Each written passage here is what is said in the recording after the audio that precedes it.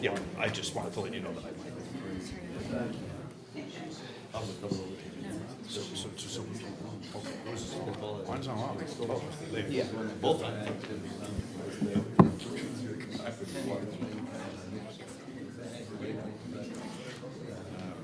My wife was one of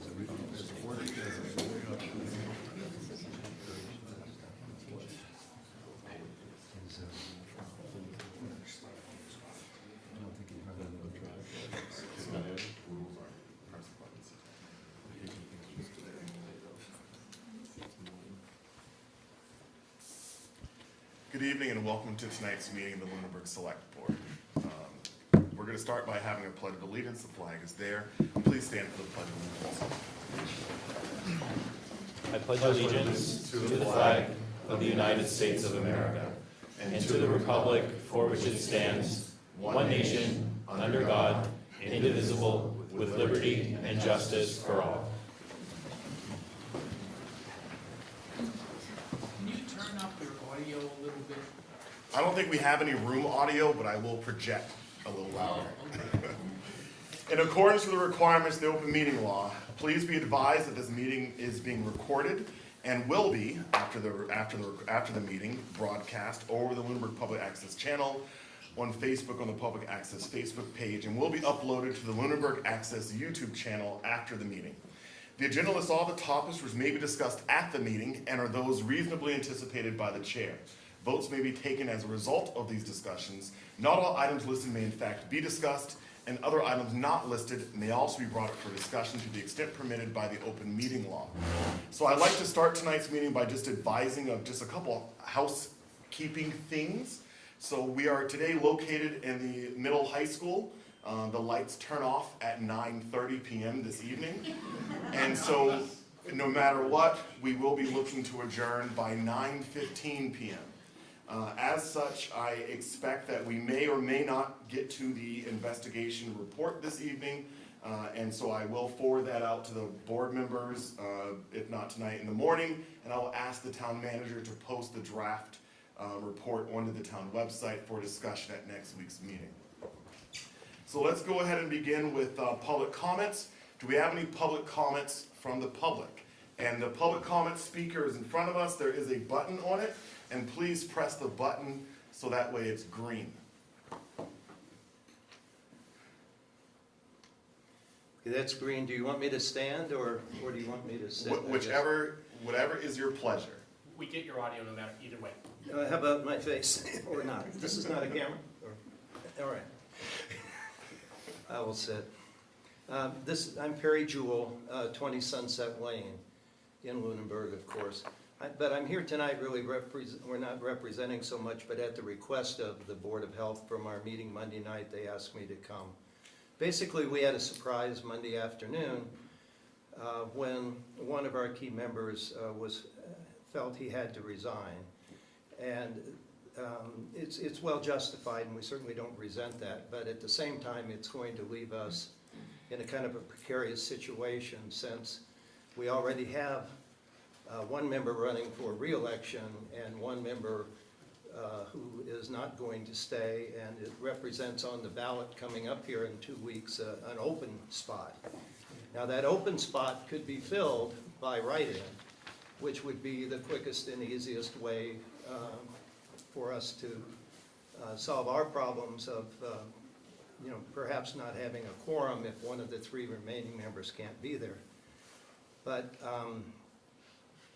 so I thought what I would do is ask that if someone has an interest in the Board of Health, and I was going to try to just mention a couple of things that we primarily do, that they write their name in, have their spouse write their name in, have a couple friends write their name in. This is a quick way to deal with the situation. In addition to that, if we have more than one person that does that, then we have other options for working with the select board to make an appointment to fill the other position that we expect will be open now too. Normally this would have all been dealt with another spot on the ballot, but it's happening so close to the election that isn't possible. In this particular case, I guess, first of all, we meet on Monday nights every other Monday, and only about half of the time because of holidays and things of that nature. So About half the time, we have 2 meetings a month, and the other half, we have 1 meeting a month based on holidays. And business, of course. Occasionally, there won't be anything we need to meet on. We work primarily on septic systems and wells at our meeting, and basically helping residents to meet the state and local requirements for those in their homes and planned homes. We have great technical support in that area and in the other areas of the Board of Health's activities through the Neshoba Associated Boards of Health, which serve 16 towns in total, going really all around us, down to Lancaster and Bolton and Berlin and on up to Littleton and Groton and Dunstable and Career Cross to Ashby and Ashburnham. So, and Jim Jim Gareffi, whom many of you know and have seen here often, supports us very strongly, and he heads up all of Neshoba. And, we have also another agent who's assigned to both ourselves and to Shirley in these environmental areas, such as the septic and well issues. And we also have Bridget, who handles all of our food inspections for all the restaurants and supermarkets and things of that nature, kitchens, commercial kitchens, and food trucks, etc. And then we also have the Neshoba, public health nurses who are involved in the various clinics and school activities and so on. So I guess basically what we're concerned about is that we want to make sure that the Board of Health is able to have a quorum to do the work that needs to be done, and that we don't, cause other people distress and delay and things like that by not being able to approve their plans. So I'm asking really, if this sounds like something you're interested in or you'd like to explore it some more, give our office a call. Our administrative assistant there, Andrea, call her next week, say Monday, Tuesday, Wednesday type thing, and discuss it with her if you want, or just write your name in and have your friends write your name in, and let's get at least one more. And then we'll be happy to entertain more than that. If there's more than one on that, we'll deal with it through the normal processes. In any event, thank you for your time and all your service. And we're hoping that we can find a couple more people to help in that regard. Thank you. Thank you. Do we have any other public comments from the public this evening?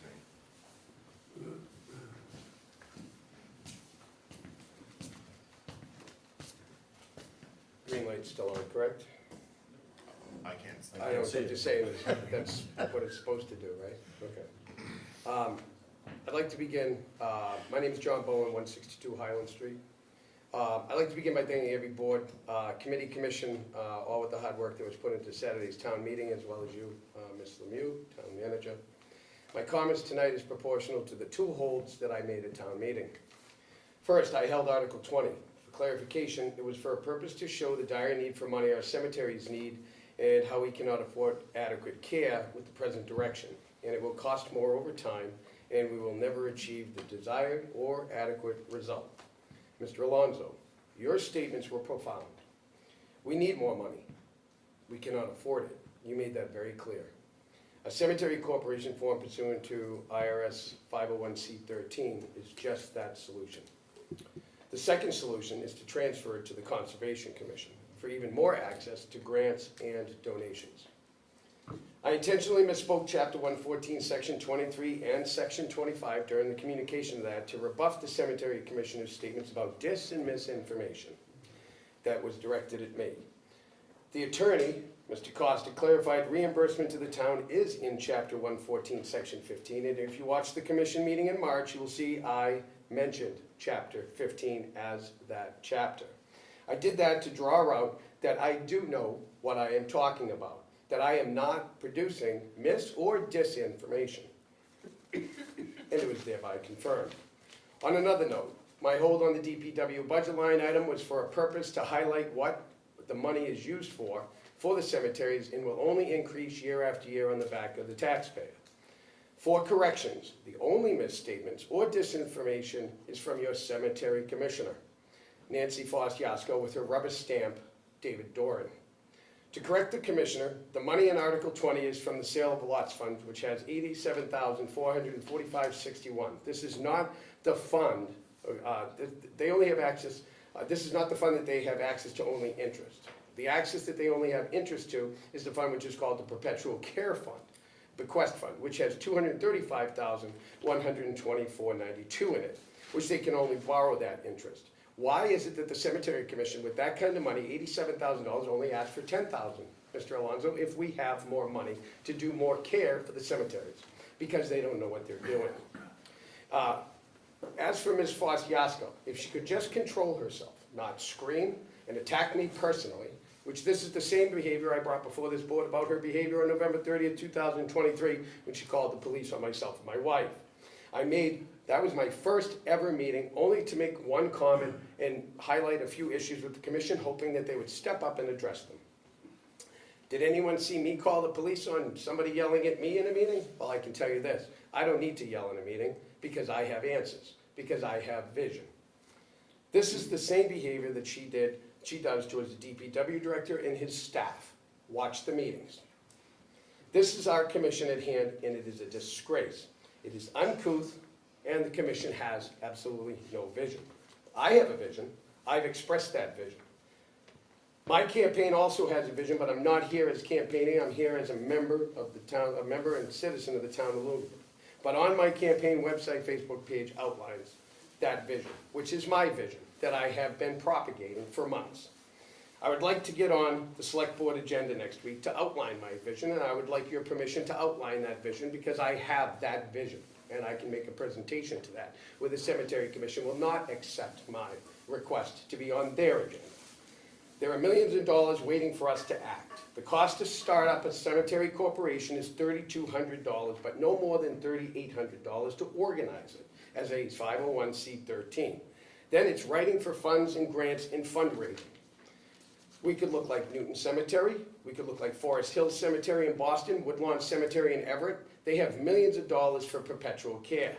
What are we doing wrong? I can tell you, it's business as usual. It's more of the same, and ask yourself, how has that worked? How has that worked for this town?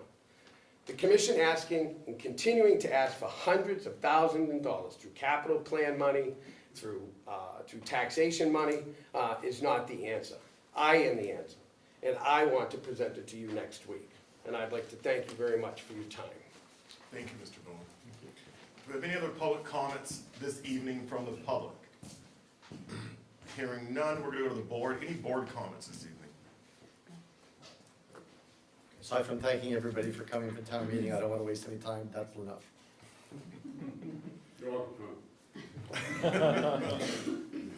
All right, and communications from other boards. I have one.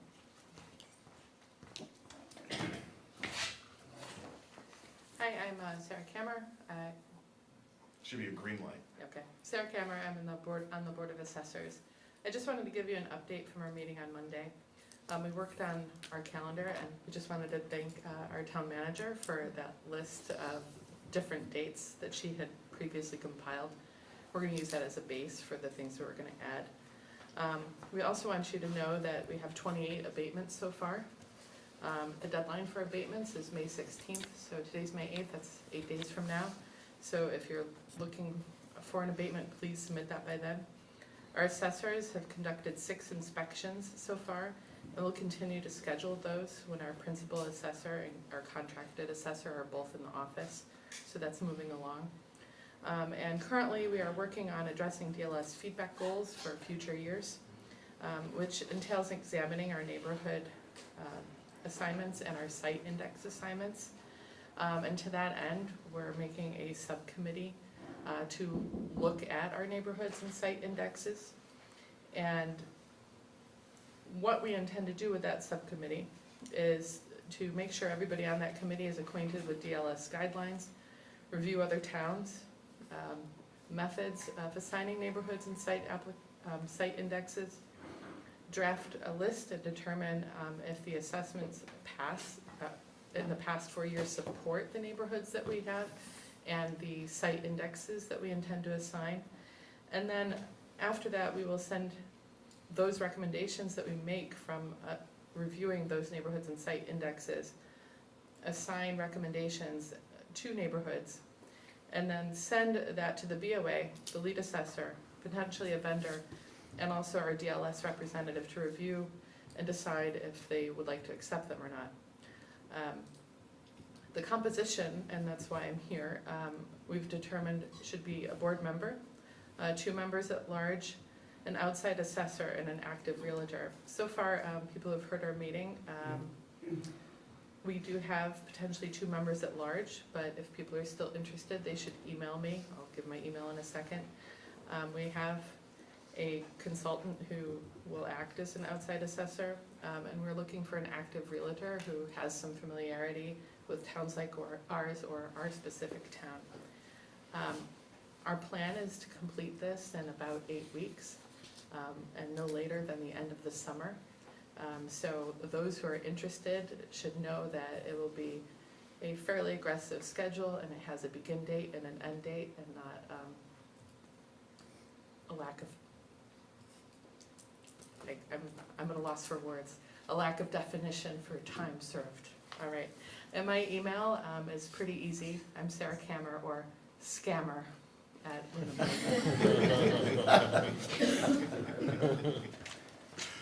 All right, any other communications from other boards?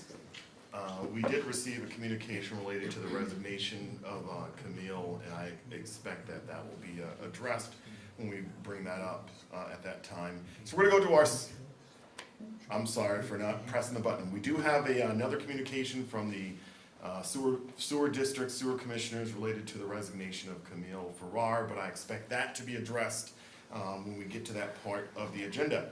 So now we're gonna go to our appointments. We have a 7:10 presentation from the Water District on PFAS treatment options and financial projections. So I'm not sure if Fran's making the presentation or. It's like 4 of us. Okay, so I will call the water commissioners. And while the water commissioners are coming forward, I will identify that we do have a request from the water commissioners this evening to make a recommendation of endorsement one way or the other. I'm not sure if we will make that recommendation or if we will take that vote, or if we do take the vote, you know, how that will go. But we will discuss that later in the agenda. However, I encourage the board during these presentations to be inquisitive as possible, both during this one and the next, given the nature of the request in front of us this evening. I see a citizen with their hand up, sir.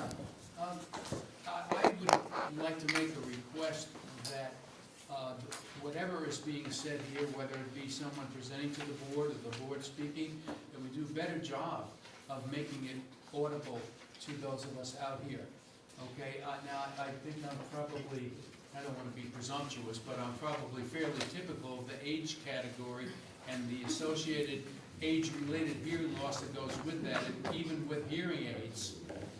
You know, we're here because we want to be part of what's happening, and we want to know what's happening.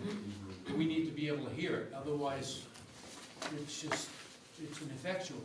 So the comment to repeat it. I don't know what you can do about it tonight, but I think in terms of future endeavors along this line, that some attention be given to that. That goes beyond saying, well, I'll speak up. So the comment tonight was about the hearing in the room, that there's no vocal projection beyond our voices, and that the recording is, you know, going to PAC, but that it's not as audible in the room as residents would prefer for it to be. And the note was that even with noted hearing aids, that it is very difficult to hear in the current room that we're in. And that effort should be made in the future for it to be more audible. Did I capture that correctly, sir? Yes, you did. Thank you. And we're going to turn to the Water District. I see another resident. Yes? Just one more comment about the setup. If the commissioners for the Water District are speaking to you, we definitely won't be able to hear them. So can they? When we speak and give our presentation, we will try to give a loud, boisterous I presentation. appreciate that, but with your backs to us, that may be difficult. We can turn the tables this way, maybe. So I would encourage, in light of that comment that is asking for the commissioners to face the audience, I will encourage that we can hear right behind you. I would encourage the commissioners to face the audience. Mr. Chair? Yes. As an option, they could line up this way, Yeah. you know, perpendicular, well, we're a semicircle, but semi-perpendicular to us. So, and then I would also ask, if anybody who is having problem hearing, you can bring your chair right here in front. Very good. And then that will actually help us move the mic. Orthogonal to the midpoint of the curve. Tangent to the secant. And hopefully, there we go. Put this out a little bit to project that way. Well, you would pass the mic across. Yes, that was a bit of an angle. I thought Yeah, a he was line. thinking, You're going straight, yeah, just a line going straight out, 2 in a row. Put this table where Matt is. Put that table in front of the chair, our chair, or do it that way, like that. Yes. There you go. And they want us all on one Keep side? going back. Well, the problem is they have the Zoom camera. They're gonna get our backs. Okay. So you want us all on that side of the Yeah, table? yeah, sit on that side, talking to them, yes. Okay, don't put it too much, Mark. Don't let it, sorry. no matter what they do, it's okay.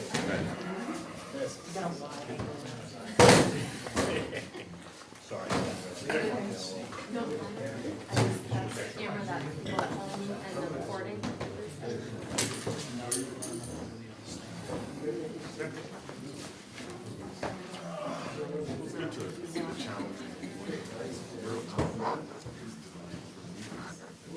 The picture looks okay from that camera. I mean, and by the way, they get audio. I mean, this is not a song and dance presentation. All you need to do is hear the on the audio. Zoom, or is this mic just for you? It's just for me. Okay, so we still need to pass the Zoom mic around. Thank you, Mr. Chair. Thank you, Mr. Scott. I can start with that, I can start with that. All right, so we're gonna turn over to the Water District for the presentation. Thank you, Mr. Chair.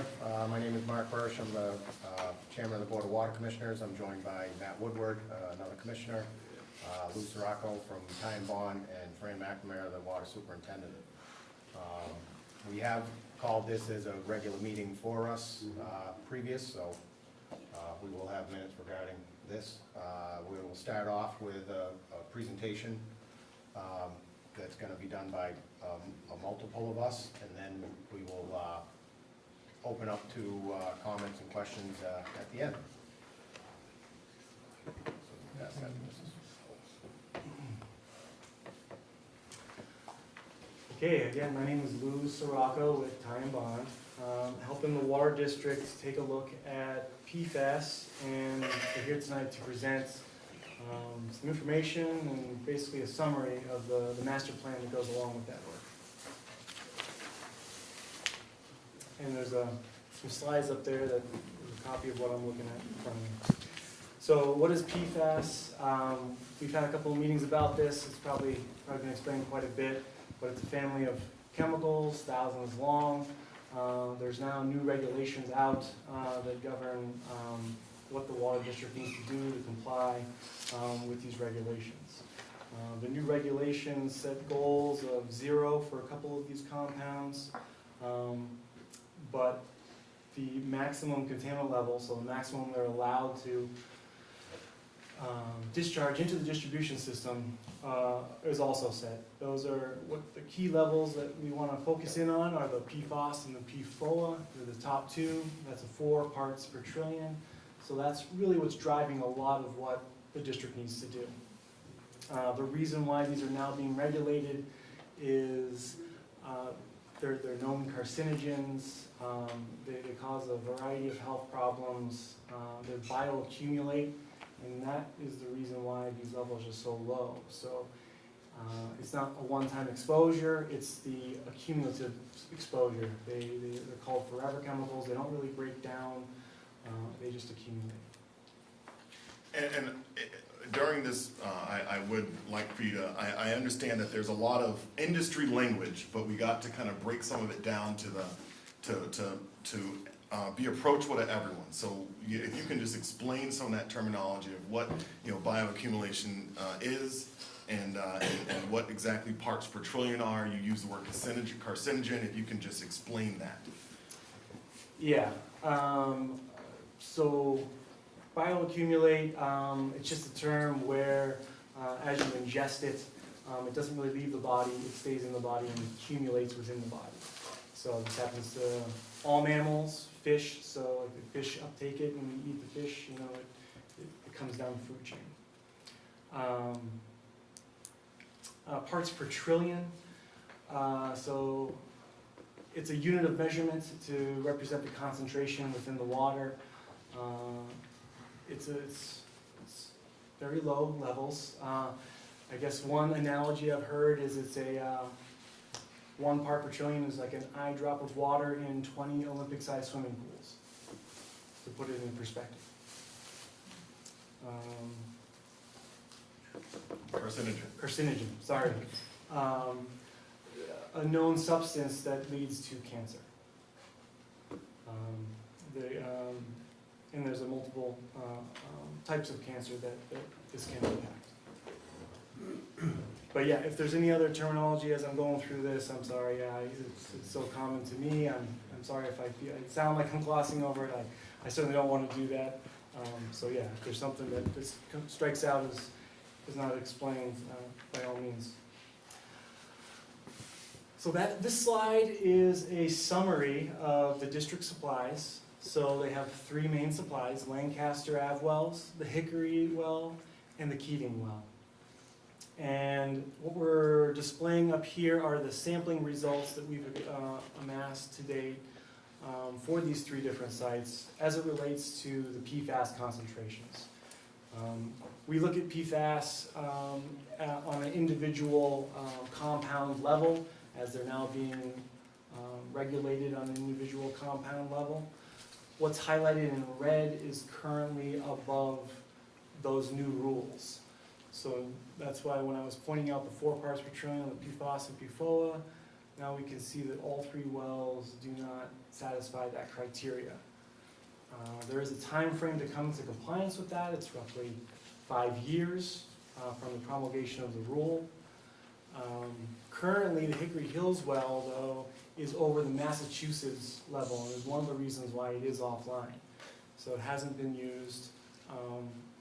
It came offline around 2012 because it had elevated manganese, which is also a contaminant that the state wants to control the amount that you put out into the system. So for those reasons, it was taken offline in 2012. Since then, it's been sampled for PFAS, so that's just another thing that goes along with that site it needs to address before it comes back online. But it is currently over the Massachusetts limit, which is set at 20 parts per trillion, and that is a cumulative amount for 6 separate compounds added together. Selectman Imke? I just have a question. Do you want to take questions throughout or wait till the end? I think the request was wait till the Okay. end, but I think that if there's terminology along the way or clarification that we identify would be helpful, I would encourage the board to ask.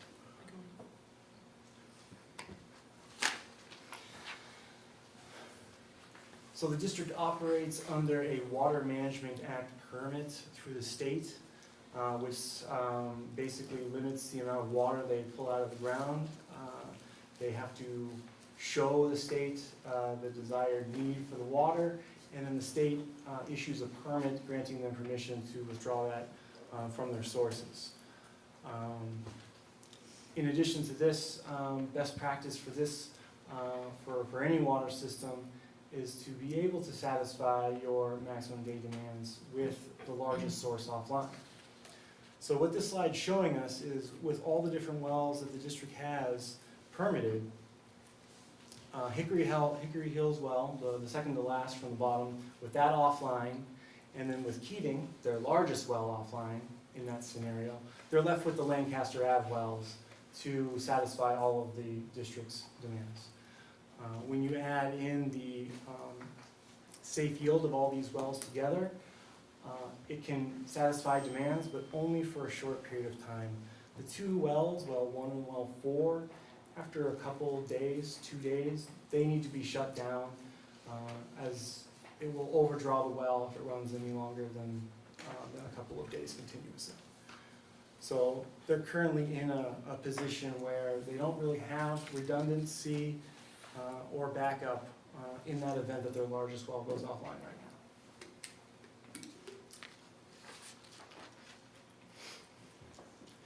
Why is that important? There's a variety of reasons. We want to maintain supply of water to the system. It's the best practice as cited by the state. The largest well itself needs to be taken offline, even if something's not wrong. It needs to go offline for regular maintenance. These activities happen regularly, and the district plans around these, and they look to put the well offline in the middle of winter when the least amount of water is being used. So in the summer, though, it would be a lot harder to take that well offline for a prolonged period of time, because Lancaster really wouldn't be able to keep up during peak demands in the summer. And then there's also the potential for contamination, other prolonged mechanical failure that is unforeseen. There's a variety of things that can impact a well and cause it to go offline. So just stressing the need for redundancy. So in summary, Keating is their largest well. It can satisfy the system's demands, but it does need to come offline periodically, and they do need an adequate backup for the system. Lancaster just has a limited capacity, as we showed in the previous slides. So it really is necessary for the district to have all 3 wells back online for a more resilient system, and for going into the future. I'll say my transition, that's right. If we can clarify, so a couple things, MGD, it's come up as Keating well produces 1.44 MGD. Yeah. What is MGD? So that's another short term for us. It's 1 million gallons per day. So it's a unit of measurement for how much it produces or withdraws from the ground on a daily basis. We tend to talk about that in millions of gallons. Yeah. If I can ask just a clarification, John Rush, Lunenburg. Is the limitation of these wells because of the aquifer, or just the number of wells that are in that aquifer? If you can just restate the question before answering it, that'd be helpful. Yeah, so the question, I believe, is the limitation on the wells, the aquifer itself, or the fact that maybe there's not enough well points within the aquifer? In the way they're packed. In the way they're packed. Yeah. I can, Fran, do you want to answer that? I can try. Okay, for example, Lancaster Ave, there's numerous wells in that area. I always think of it as you got a glass of water, how many straws you want to put in that glass. If you put 10 straws, you didn't get any more water, you're just going to de-water all the other wells. So and in most cases, in particular Lancaster Ave, you're limited on what you could actually do because it's only a small little aquifer. Keating's well, that one was stopped at the amount that it was, is because of EPA, Mass DEP, that's what they restricted us at. I think it could actually have pumped more, but there's it's called a cold water fisheries in that area, so that kind of limited us on our withdrawal. I know Shirley Water District put in a well not far from there. They were very restricted on how much they could withdraw from that well, even though it was capable of pumping like 5 times more than they got a permit for, but it was tied to that cold water fishery. So it's tied to a lot of things, not necessarily could you put in another well, pump more water, and maybe you could, but it'd only be for a short period of time. Thank you. Thank you. And also, just to kind of clarify on that notion, it's also regulated by Mass DEP. They set the limits as to what these wells can be withdrawn. As we're talking on some of these numbers of million gallons per day of what we've drawn, over the years, the water department was formed in 1939. We have records going back to 1950 as far as usage of Lunenburg. In 1950, for example, we used 50 million gallons of water per year. I went through just some of the numbers. 1983, that doubled to 100 million gallons a year, and today we're at about 200 million gallons per year. So it seems to be the trend of every 30, 40 years or so that, we're at 100% increase in our water usage. Just in looking at how the housing market, growth, et cetera, this community is, we are also part of an MBTA community, which you can look into that, in 40B housing. I expect that Lunenburg will be growing, water usage will continue to grow, and as we sit here and we plan out the best way to approach this, we're taking that math into consideration of where we'll be, not just today, but in 10, 20, 30 years, we doubling once again our water usage as it's shown. So, Clarification, if I could, please. sure. Did I hear the gentleman that was previously speaking say that there were 200 million gallons of water? I'm sorry, that's the question.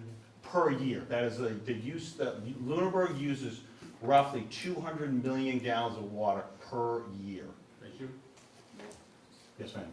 I thought, what did you say about 40B housing? 40B housing along with this, we are an MBTA community, which just basically means this could get really dive deep into it. 40B housing allows a lot of local zoning laws to be bypassed in order to put in housing, low-income housing.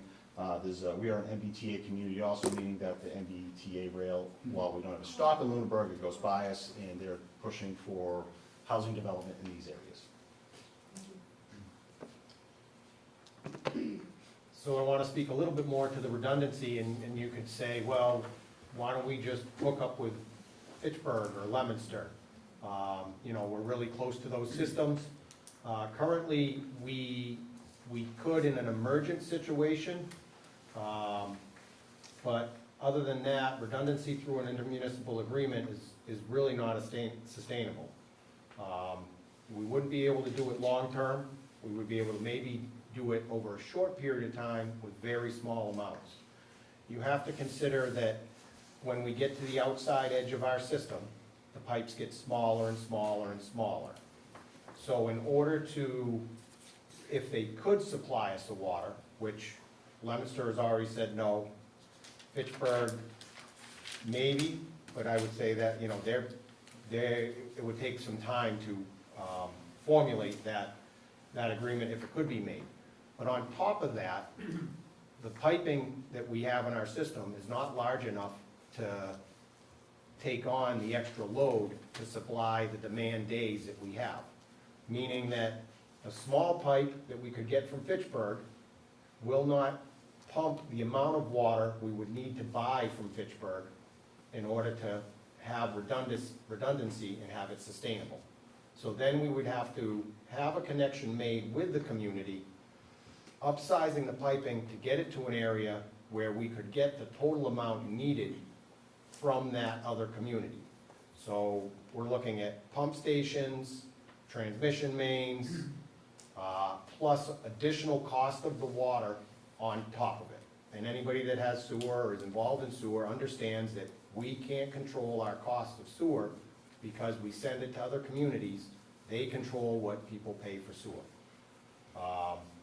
And in looking at this and in talking with our engineer briefly about it, this could be equivalent to the cost of a transmission main from Hickory Hills to Lancaster Ave, which is part of our proposition.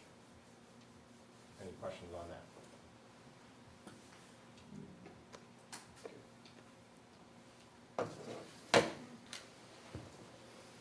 So picking back up on the slides here, as part of the master plan, we did take a look at a couple of different options, alternatives to treatment.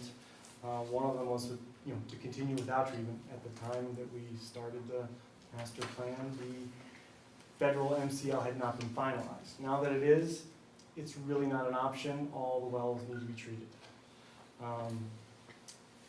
Purchasing water from adjacent community, I think Mark did a nice job talking about some of those challenges that we did look at, and it's just not a feasible or desirable option for the whole system. We also looked at what about developing a whole new source, and so we oftentimes do look for new sources. However, the process to develop a new source can take quite a long time. That is, at best case, outside the time frame that is available. We need to be in compliance within the next 5 years. Developing a new source can take 6-10 years plus. It requires a number of things. First, you gotta find a location that actually has the water available. But given the new regulations from EPA with the low levels of PFAS requirements, it's unlikely you'll find one that doesn't also require treatment. So it's not a very desirable option, as it's going to take a lot of time, and it could be just as high a cost. So it's going to not be a very viable solution. Next slide. So when we look at each of the individual sites, what does it take to bring them into compliance? So at Lancaster Avenue, it does need PFAS treatment now that there are new rules from EPA that set the levels down at that 4 parts per trillion level. Lancaster Ave has a little bit of iron or manganese in the water. So typically what we want to do is remove that before we would try to remove the PFAS. PFAS filters are more expensive, and removing the iron and manganese helps prolong their life. So it's a necessary part of the treatment. Hickory Hills well, currently above the Mass MCL and above the new EPA MCL as well. It also has iron and manganese, so both similar treatment, remove the iron and manganese, and then provide the PFAS treatment. We are, I think we just, actually did just wrap up pretty much the majority of the piloting that was going on down in Hickory Hills to prove out the proposed technology alternatives for that source. And then backing up to Lancaster, there's pilot testing currently going on there now. What pilot testing is a very small version of what the full-scale system will be. So it's a small, low flow, using the same technologies or proposed technologies, just to prove that what we are looking to use will actually work before you invest any money in buying equipment to treat the water. It's a requirement by the state. The state reviews our proposed piloting programs. They issue permits telling us to proceed with those programs. After that, they require you to submit a report with the results. They review the results. They approve the results through a permitting process and tell you to proceed on to design. And then before you can build the plant, you submit another report, another permit, where they review your design before you even go out to construction. So the state is heavily involved through every step of the way on the process. It's a highly regulated process. Going down to Keating Well. Keating Well is different than the other two sources. It has different water quality needs in terms of pretreatment. It doesn't have an iron and manganese problem. It has a very high amount of hardness in the water. And what you'll see sometimes is a kind of a white precipitate calcium buildup downstream of the well. So that's one of the main reasons why the district has to take it off every year during the winter, is to clean and maintain the downstream deposits from that current process. So moving forward, the full-scale treatment would address the hardness issue and then also provide the PFAS treatment, as it's also over the new rule. So after we identified what type of treatment was needed for each site, we took a look at, well, what's the best approach to provide treatment now at all the sites? So we took a look at a couple different options. We called it the decentralized option, where basically every site gets its own treatment plan. So that's probably considered the most resilient, as you've got 3 different things that would need to fail. But it's probably it's the highest cost to build 3 separate plants, and it's the highest capital to operate O&M. So then we looked at, well, what if we did a centralized plant? We treated everything at one plant. So that does help you mitigate costs. There is an extensive amount of raw water transmission main that have to be run, since All 3 wells pretty much span the entire town.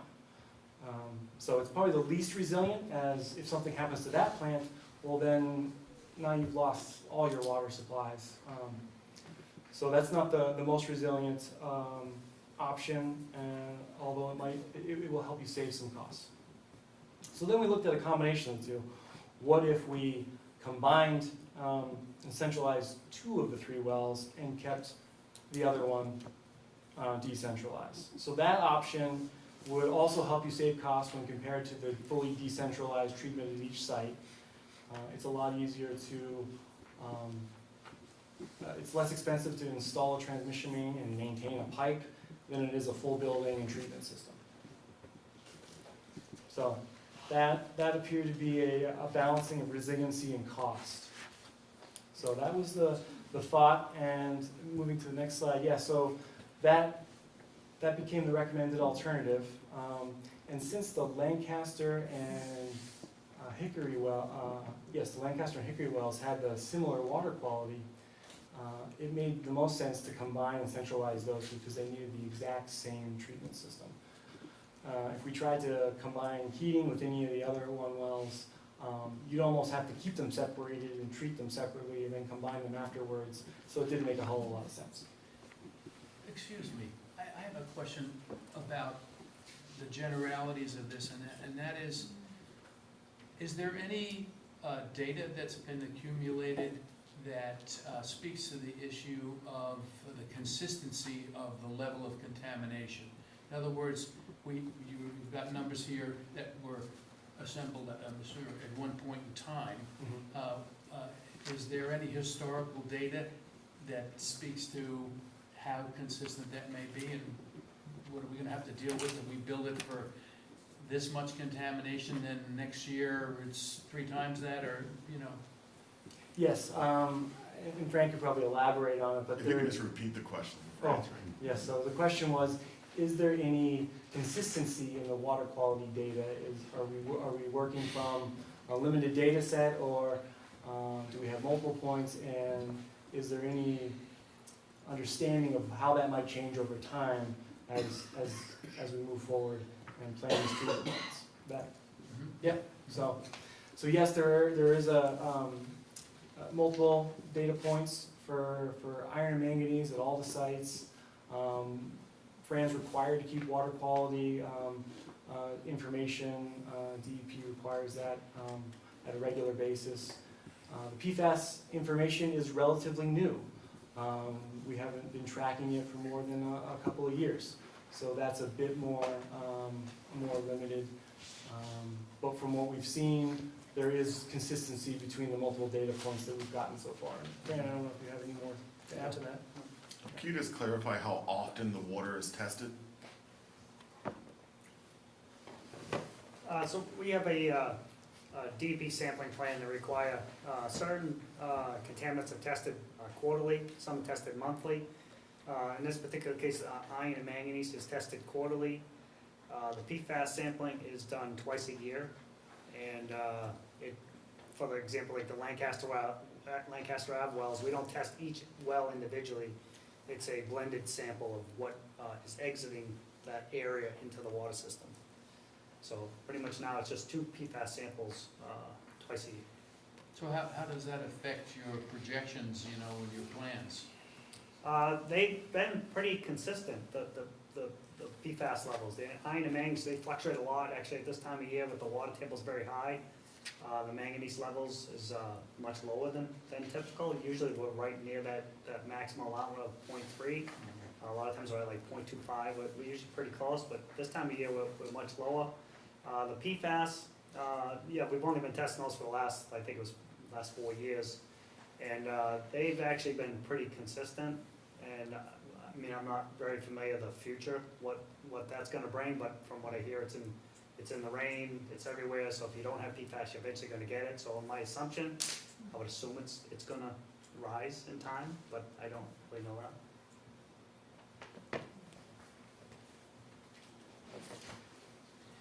And I will say that the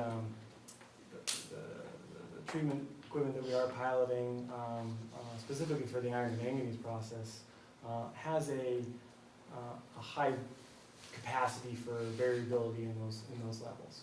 So we're looking at a biological process that has worked quite well at the Hickory Well site. And the good thing about those compared to alternative technologies is their ability to handle larger swings without too much in the process change. So that's one of the benefits of some of the newer technology that we're looking at.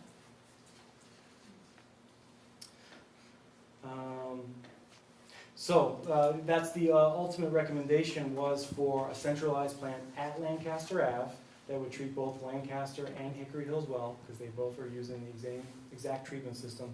And then to maintain that resiliency, the second plant would be a standalone plant over at the Keating site. So now we're looking at a scenario where if either one of those plants goes offline, we still have a large amount of capacity, because we've got 2 wells over at the Lancaster Ave site being Hickory added onto it. So if that treatment system were to go down, we've got Keating as backup. But if Keating were to go down, then we've got Lancaster plus Hickory as a backup. So it maintains a good amount of redundancy and resiliency for the system. So it's less expensive than individual plants, more resilient than a single centralized treatment plant. It doesn't require any land acquisition, so we're all completely within the district's own property right now. There's a large amount of property at both the Lancaster Ave site and the Keating site, sufficient for the treatment plants to be built there. Just to tack onto this a little bit too, also another math equation in that of why we chose to break it up that way, along with the PFAS treatments working well in those environments. The Lancaster Ave wells and the Hickory Hills well produces roughly 1.7 million gallons per day. The Keating's well produces roughly 1.4. So this is a pretty well balanced equation between all the well sources we have in town. If we do it this way, we're balanced well between one or the other.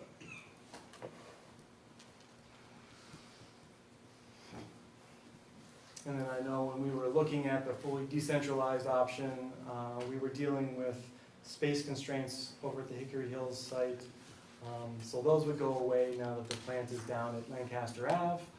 We would actually not be needing to go to the Hickory well very much at all in the future.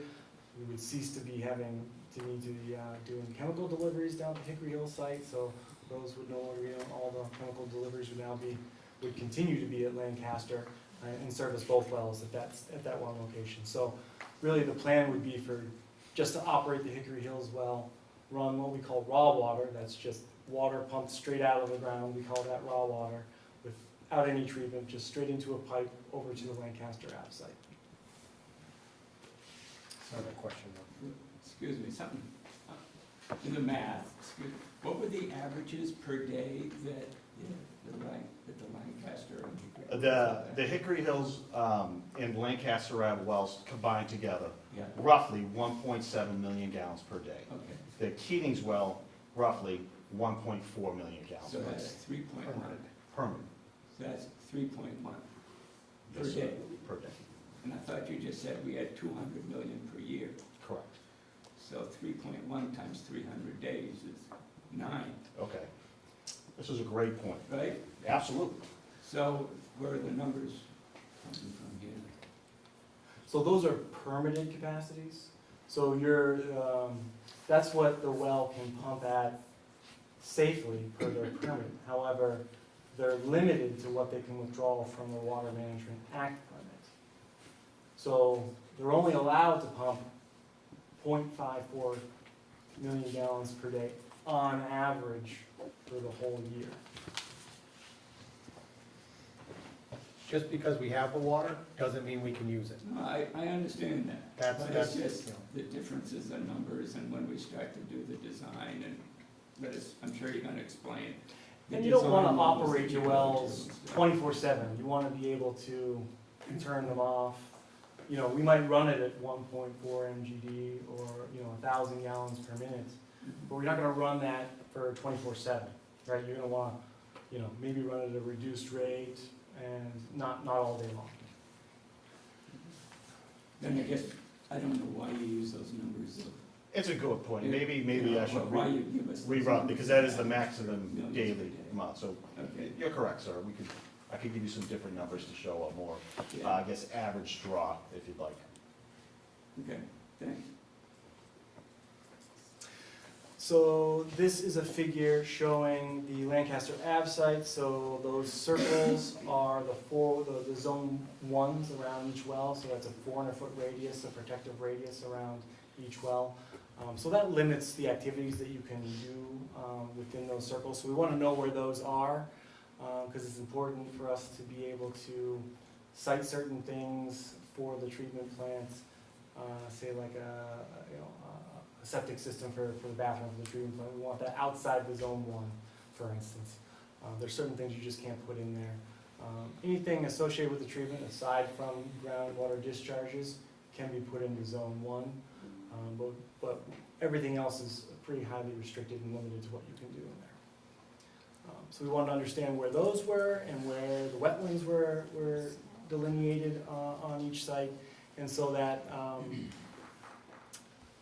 gosh, I don't know what color you want to call that, brownish color blob on the lower right-hand side. If you could get up there and point at this, what you're talking about, and make it easier to understand. Yeah, that one right there.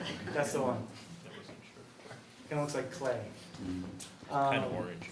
That's the area that's outside zone one, outside wetlands resources, outside restricted. So there's a pretty good area for us to work with in terms of some of the other ancillary systems for the treatment plant, like dewatering, backwash water, and so forth, that we have available to us on site to make the treatment system more affordable and manageable for operations.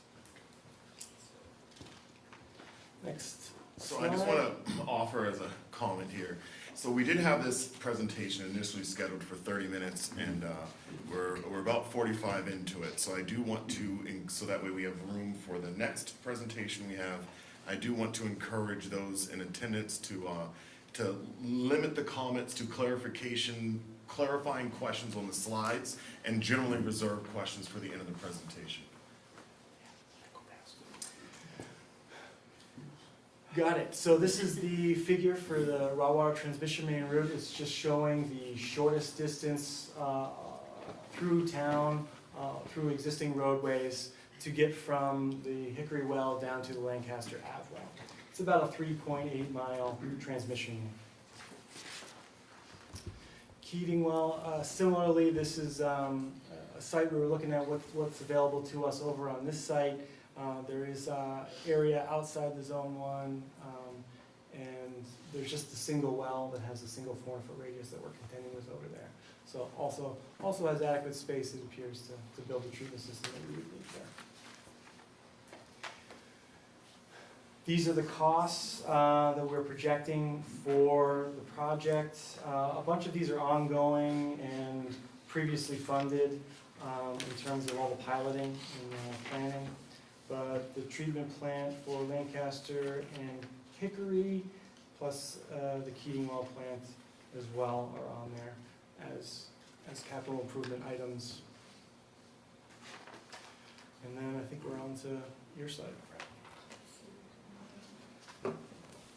Okay, I'm gonna discuss the financial side of things. Just to make a note, today we received a letter from Mass DEP. Original plans were that we were gonna request for SRF funding, state revolving fund, low interest loan funding, to do a combined treatment plant for Hickory Hills and Lancaster Ave. All discussions prior to this was that was our request. We had put in a request for it. So we actually received approval today from Mass DEP, and they approved the addition of the Lancaster Ave wells to the funding. So it just proves that DEP approves and recognizes the need of this project and approved the 0% funding. So this is a huge benefit to this project. Can I clarify something? Selectman Imke. Thank you. So I'm looking at the letter, and it says that,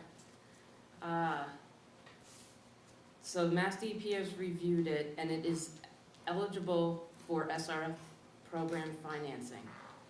It says, based on review and information, The division recommends that the Lunenburg Water District resubmit the project evaluation form for this project during the 2025 state revolving fund project. Okay. So they're basically giving you, yes, this qualifies, submit an application. You don't have that funding approved right now. That's how I read that. I just, So this has come up on other projects. They recognize that sometimes there is a change in the program, and given the strict requirements and the scheduling needed to comply with the funding, they recommended that the district reapply so they can maintain their place on the funding list in the event that they're not able to comply with all the deadlines. So we did that for a number of projects last year, where they showed up again and they're funded on both IUPs. And then as you progress through the process of getting all your permits, you can maintain your position on the initial IUP if you can comply with that, but you've got a backup plan that keeps you funded if you don't, you're not able to comply with all of the scheduling requirements. In addition, because this is above $15 million, there is a, anything above $15 million is what's called a carryover project. So no single project gets more than $15 million on one IUP. So what they want is to make sure that you maintain your carryover amount. In addition, apply as, you know, in August, which would, so the carryover for this project would be on the next IUP anyway. So that's what they're saying. Yeah, because it says apply, resubmit project evaluation form during the 2025 State Revolving Fund project solicitation that will Right. open around May 15th through July 26th, 2024. Right, so this project is only currently on the single IUP project, and it wasn't submitted as a carryover project. So what they're saying is, to make it officially a carryover project, they want you to submit it again to make sure that you get on that carryover list. Nowhere in this letter do I see it says you are approved for the additional 17.3 million. Just that it qualifies for the program that you can resubmit an application for. I mean, this is really, because this is a lot of money. This is a really important thing to nail down. What financing terms are confirmed right now? What does that mean, that sentence? Because that tells So the sentence from the letter, the proposed approach documented in your letter justifies the need for the project scope revisions and the additional funding. The proposed scope of work revisions and additional costs are eligible for priority state funding program financing. So what they're saying is, even though that we expanded the scope to a new well, it also qualifies for the 0% financing. Are eligible, yeah, this just dropped in our folder, like, I just saw it when I got here. Yep. So We received it today. We want to continue, thank you. Yeah. So you were presenting the financial yeah, the impact? financial side. So, on the, as you can see on the screen, the original intent for the SRF funding was just to go for the Hickory Hills well site. Right from the release of the master plan, it was decided to do a combined Hickory Hills Lancaster Ave treatment facility, so that's where the $103.79 comes out per quarter.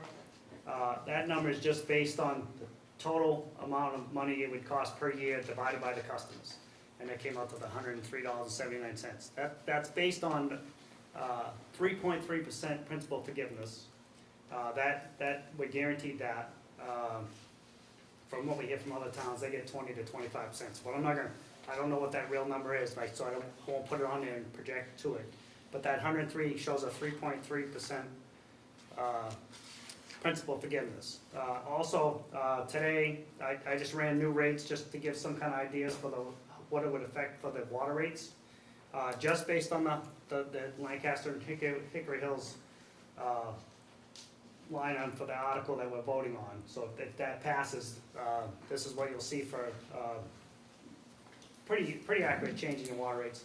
The minimum charge will go from $75 for a minimum charge to $120 for a minimum charge. That's per quarter. And the usage rate will go from $7.20 per 100 cubic feet to $12 per 100 cubic feet. So it is a pretty drastic jump in rates, but I also compare them to the Lunenburg sewer rates. Lunenburg sewer rates, the minimum charge is $126 for 840 cubic feet, and they're $15.85 for 100 cubic feet. So, I mean, this is a massive increase in our water rates, but they still don't even touch what the sewer rates are yet. Well, it sounds like Let's keep going. you're adding, you know, something very difficult to something that's even more difficult that doesn't exactly inspire you, you know what I mean? Well, I was only mentioning it just because, I mean, I hear a lot of comments that these are huge, massive rates, but I mean, I don't see anybody jumping up and down over the sewer rates, it's on that, so. So what was the If I- average yearly? If I can say to those in attendance, part of what we're trying to do is get through the presentation. I know that there's a lot of questions out there, and a lot of comments. This definitely has an impact on a lot of people, including myself, and we are roughly on slide number, it was just showing up in front of me, but we have 22 slides, and what number are we on? There's like 2 slides left. All right, we have 2 left. If we can get through the last 2 slides, then we will open it up to everyone for questions. Okay, so second to last slide, schedule, key dates for the schedule. June 28th, the district needs to appropriate the funding, so vote to take on this loan. That's the big one. The next biggest one is in October, where they actually formally submit their loan application. And then again in June of next year, they need to be under contract with a contractor to comply with the loan. So those are the main key dates to keep in mind in the short term. Estimated construction schedules, these projects take roughly 2 years to complete. So given, and they'll take the full 2 years if not more, given all the delays and the supply chain issues. They're not getting better, so. So I think in summary, just the potential risks from delaying action. I mean, this is a health and environmental priority. They are approved for the SRF loan. They are getting the best financial support that you can get for this right now, which is 0% financing alone is a major boost to cost savings on projects of this scale. Risk of delays, now that the rules are finalized from the CPA, there's going to be a lot more people looking for funding. So there'll be a lot more competition to get access to these same dollars. There's a limited amount of dollars, so having access to them is key, and you wouldn't want to give it away. There's 181 public water suppliers that are affected by this new rule. And they all are going to have to comply with the same schedules, so we'll all be submitting applications. Well, we'll see an influx of applications this next round in August. How many people get the SRF funding? Is there like a percentage or a number of applications? You might want to repeat that. Yeah, the question is how many people get funded. I don't know if it's necessarily a consistent number of people. It's more on a total dollars basis. So they have a number of dollars that they're able to spend each year. And when everyone submits their application, they score each application. And then based on how much everything adds up together, they draw a line. Everything that's above the line gets funded. Everything below the line does not get funded.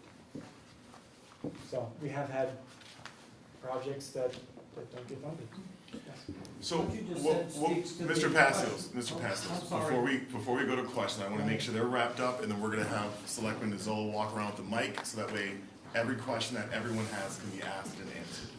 Does that include us? Including. Choose your own mic. So I want to let them finish the presentation. Okay, in the interest of time, Mr. Chair, I'll get rid of this piece of paper and I'll just read off of this one.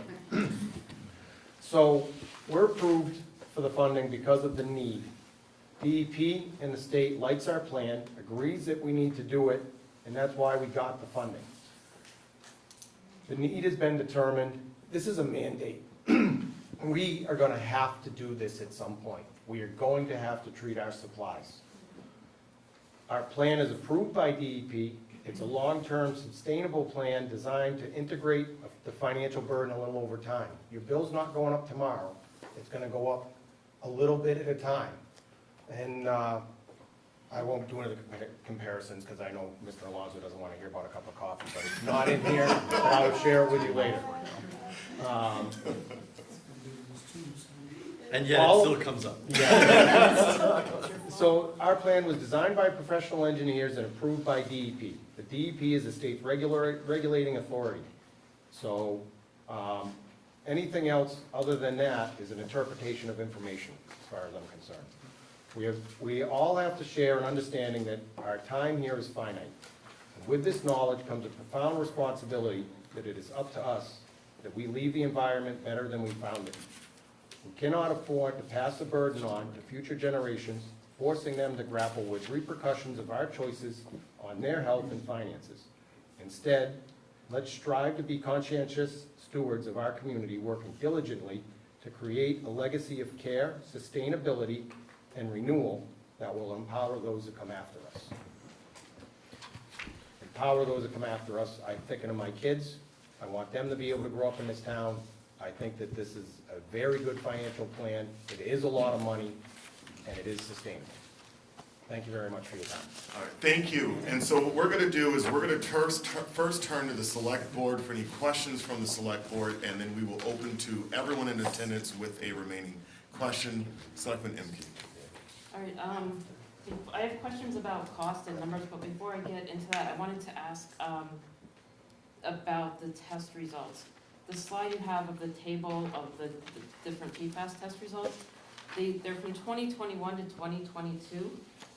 Do you have anything more recent? You have last year's? Yes, we, Is there a reason why you just did 20? probably whenever And they you did can the also master. on the microphone slide, yeah. It's probably just tied from the information they received when they did the master plan, when they set up this thing.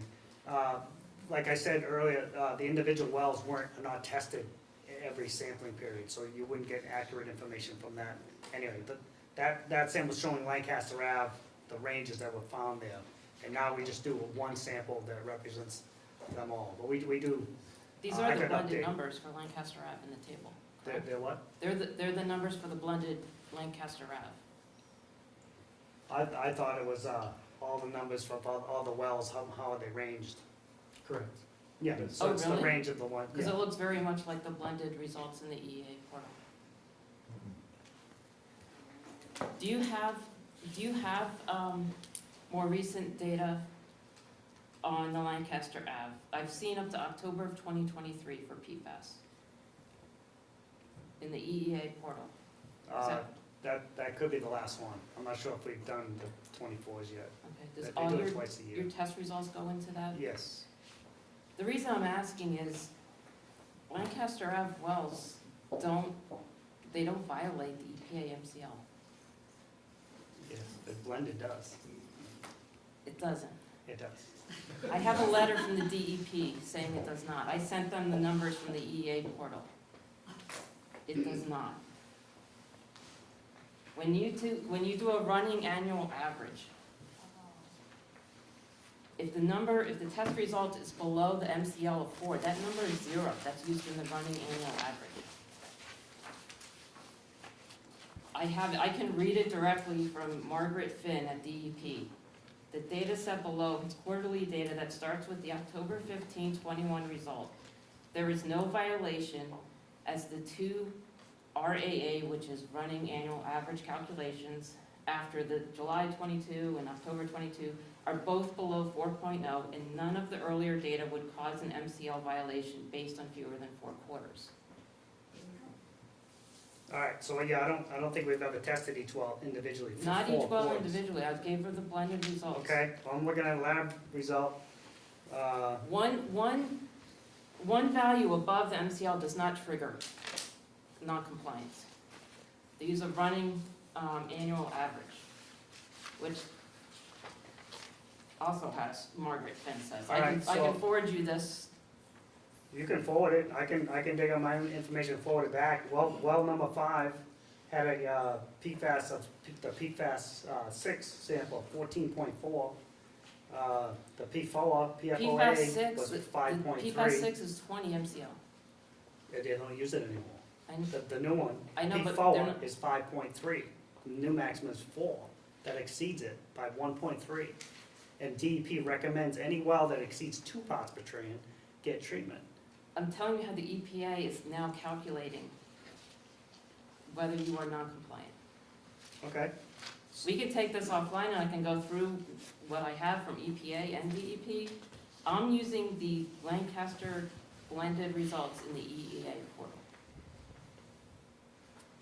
So that's one thing. If I can ask, Selectman Emke, when did you receive this information?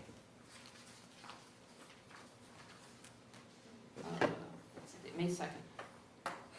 Okay. I think I emailed her mid-April, took her a couple weeks to get back. And you sent it to Fran when? I didn't send it to Fran. Oh, okay. Thank you. Fran has it, hey, right? If we can make sure that we're speaking at the microphone right now, we're taking questions from the select board.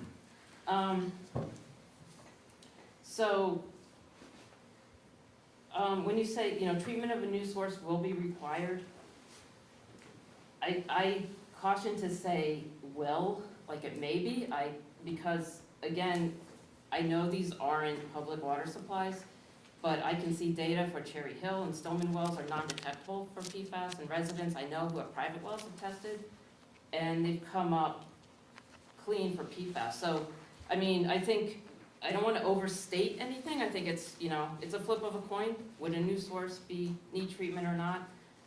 I don't think we can say yes or no. I wanted to ask about the Keating pilot. What's the status of that? Because we gave ARPA money for that. DEP has approved the pilot, and it's on the vendor's schedule to Do you have a execute. timeline? 2 weeks. Starts in 2 weeks? Should begin in 2 weeks. And you'll be submitting a PDF for Keating in this next round for 2025? I believe so, yes. Yeah. Because that is our major source, right? Okay. Then I wanted to get into some cost numbers. The SRF that you have for the 14.9 million, is that a 20-year or 30-year term? It comes through as the standard term is 20, but you can extend it to 30 if requested. Do you have approval to extend it? No, but it says you can ask for 30. Okay, so So- you can ask, but they haven't said yes yet. Because again, this changes the numbers, right? Oh, yeah, I'm all for the 30, and Every project we do is at 30. Do we know when we will hear for sure we got 30? You won't get any official correspondence that you have 30 until after you have submitted your loan application. But if you want to talk to those members, they will tell you it is most definitely available to you, if you so choose to take it. Okay. Just, it makes you don't want to sign up for a loan without knowing the terms. And then when you calculate the bond loan, I don't know anything about bonds, municipal bonds. I know how to calculate mortgage, and that's about it. So I went online to a bunch of calculators, and I was able to generate numbers that match yours, Fran, for the total interest. But what I noticed was I could change those interest values using the same principal amount by hundreds of thousands of dollars, just by going from compounding monthly to compounding annually. Are we locked in? Are there certain terms we have to do? You factored monthly APY, annual payment, and if I do annual APY, it's $200,000+ less interest. I agree. There's different ones that came up with different numbers. Yeah. And I tried to do one that was a monthly, and I did one that was yearly, and they kind of stayed similar. Oh, number. the yearly's cheaper. So, I think those might be the monthly numbers. The ones that you've been putting out are monthly. Yeah. I just don't, is there can we get better terms, I guess is what I'm asking, or are we locked in? This is all just me running with numbers, trying to, so the people can have decent information. And So, I numbers mean, are important, so but if if there's. I'm giving numbers that are higher, and I think people should be happy that the number's gonna actually be lower. The cost of Well, they don't know that they're gonna be, I mean, we wanna, yeah. I mean, we're theorizing on a loan that hasn't been applied for or received. Yeah, Right. that's really, But the key thing is zero interest. We're going for zero interest, so all those things with the bonds don't matter. We're going for zero interest. And from what he just pointed out in that letter, it says we don't have to apply for that second thing. Well, we got zero interest with principal the forgiveness. word approval is nowhere in this letter, I don't see it. But down the bottom, we can apply You next can year. apply. If we want to, we don't have to, because we're already on it. They prefer to see us do it. So one of the big discussions that came up 2 weeks ago was, he's like, how are you gonna vote the money? He says, because we support you doing this whole project. He says, if you vote the 14.9, how do we get the rest of the money? What if it gets voted down? So they would kind of be in like a stuck spot where they're gonna impact the construction. Their big thing is the timeline for construction. They don't wanna delay this thing at all. They want this plant built as quickly as possible. So that was one of their concerns. So I said, oh no, when we go for this vote, we're going for the 32.2. He was thrilled to hear that. He said, no, that we're appropriating the money so that there was no delays in the loan process through You see the DEP. problem though? People will be voting for an amount of money, they don't know what the payment terms are because that loan is not, you know, that 0% for the remaining of that 32.2 million is not a guarantee. And that's Zero, it's easy to figure out the zero one. Those are the zero No, ones the I loan, don't it know. hasn't been approved. It's not a guarantee that the SRF, I mean, being able to apply for it, to me, you can apply, but I'm not gonna tell you. You can ask me for money, I may not give it to you. Well, I take that letter as they gave us the money. They tied it into the other project. I wanna That's see how I take it. approved. Well, pass the vote, we're gonna apply and get the loan, and then you can see it. If I can just, I know Selectman So, Frank. but wait, I wanted to, one last thing. I might come back, but one last thing right now. So hopefully someone will ask about operating and maintenance costs, because so far we've just talked about construction. So I'll leave that. What are your plans in terms of the payment amount? Is it gonna be, it sounds like it's a flat rate for all water customers? Or are you gonna somehow prorate it based on water usage? Well, the first one that was up on the screen, $103, that was just breaking it down per customer. Right. The second one I brought up with the $120 minimum charge and then usage, so that was gonna be a $45 increase per person. So then it went to the usage, so the people who used more water were gonna pay more. So there's gonna be more of a tied to it. Okay. You know, it would be helpful to see, I have no idea how much water I use, I only know what my bill is. So somehow translate the usage into, okay, like kind of we did for the override, the assessed value, this is the increase in your taxes. This is how much water you use, you know, ranges, this is how much of an increase. I understand. Okay. Selectman Franco. I just want to, if I could, whoops. Here.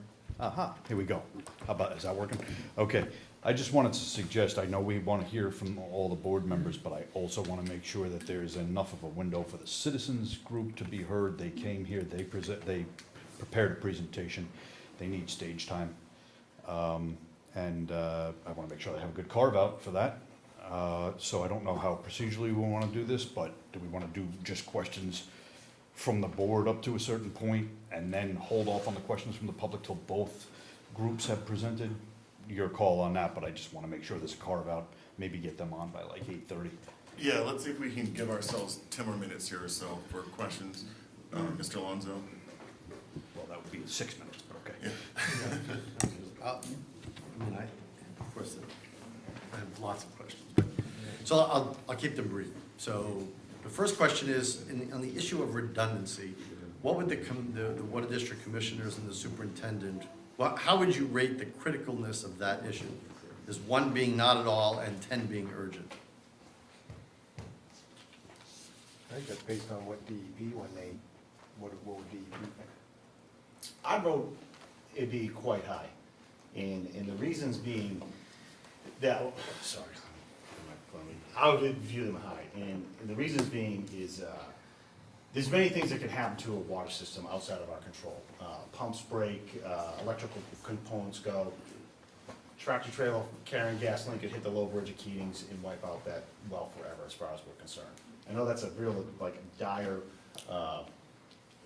thought to that. However, as us sitting in here is forecasting through, I think it's important that we look at the resiliency and the redundancy of our system in the event that something happens. So I view this high. Hi, okay. Does the water permit that you have and for the whole district, has the redundancy component has it been a compliant issue all along, or is it just recently added? I'll leave that one on you, Fran. It's always been part of the overall outlook of the water district. I think this PFAS new regulation kind of puts more emphasis on it, because if certain wells get treated and not others, then we're in a really more extremely critical position for the redundancy part.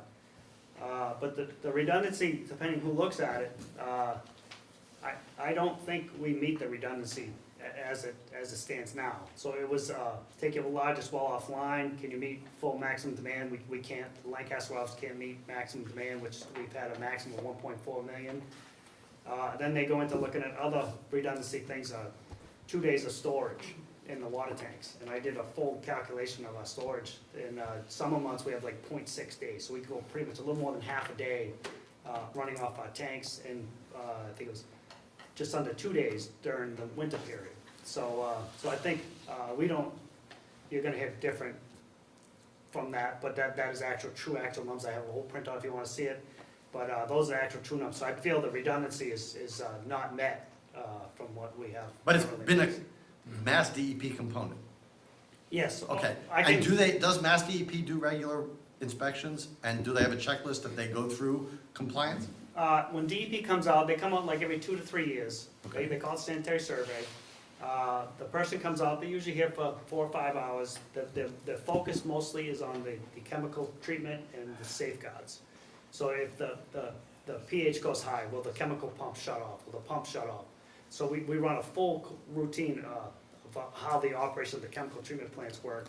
And mostly just visual of the well sets. They don't really get into the full details. Okay, Hey, I'm trying to use the best use of my time. So I don't want this to be a congressional hearing, but I really just want to make the best use of my time.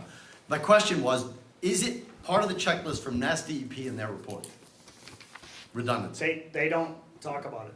I mean, they put it in their report, but they didn't like discuss, hey, what do you have for Is redundancy? it part of their report? You're the is. superintendent for It 40 is. years. They- It's it's either in- part or not part of the report. It was in their report. Okay, and what did they say? They said we had adequate. Okay. So, you're saying it's high, but they saying it's adequate. And my question is, it's been offline for 12 years. Have we had any emergency situations in 12 years? Well, 3 years ago, when it was very dry, we did not have the ability to use well 1 and well 4. Okay. So that's why we were down there running that well. We were trying to run it at a lower capacity to get the manganese level low enough that we could put it back online. So yes, it was not very long ago, we were trying to get that well back online.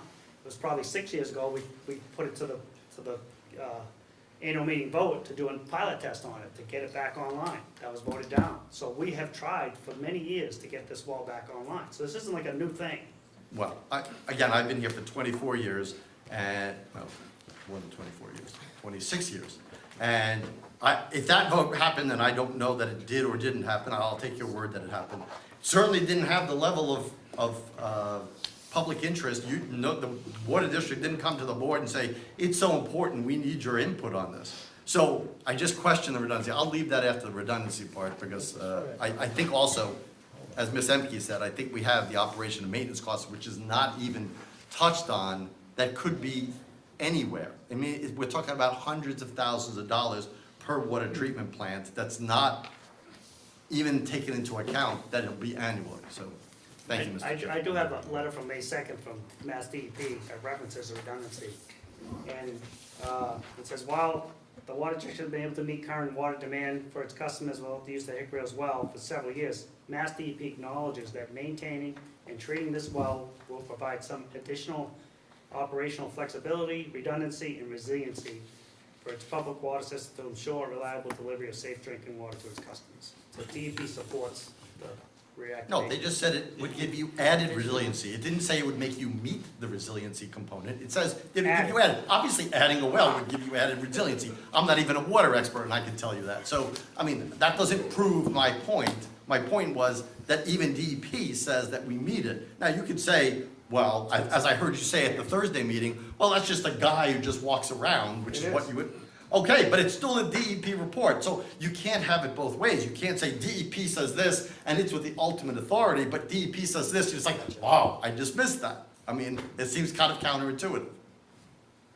Mr. Chair, thank you. Thank you. Selectman. Okay, I have a lot of questions, but we are very quickly running out of time. But since the previous two speakers did bring this up, and it was a question I wanted to ask too, and I think it's a major component of this, maybe you guys do want to speak to maintenance and sort of what the plan is for that and how we'll pay for that. And I know you guys also mentioned a class action lawsuit that you potentially could put money away for. I know other towns are doing that as like a maintenance plan. If you guys just want to speak to that. Mr. Chair, if I could, I'm sorry. Just very briefly. Briefly, because we have to get this other group Yeah. on. And I'm gonna yield all of my time to the group. Sure, so maintenance for these facilities comes down to operations, the district staff that have to operate these things, which they currently have, electricity to run the new plants, and then the major component is the PFAS media replacement and frequency. So that's what the pilot testing is geared towards, is coming up with how long the media will last before it needs to be replaced. For a system of this size, you're looking at anywhere from $100,000 to $300,000 a year potentially in media replacement costs. I really hope people don't quote me on that because I'm taking a lot of assumptions into account here that I don't really have enough information to give those numbers, but I know you're really asking for them. Thank you. Any other? Do we have any questions from the public? Yes, Whoa, sir. whoa, whoa.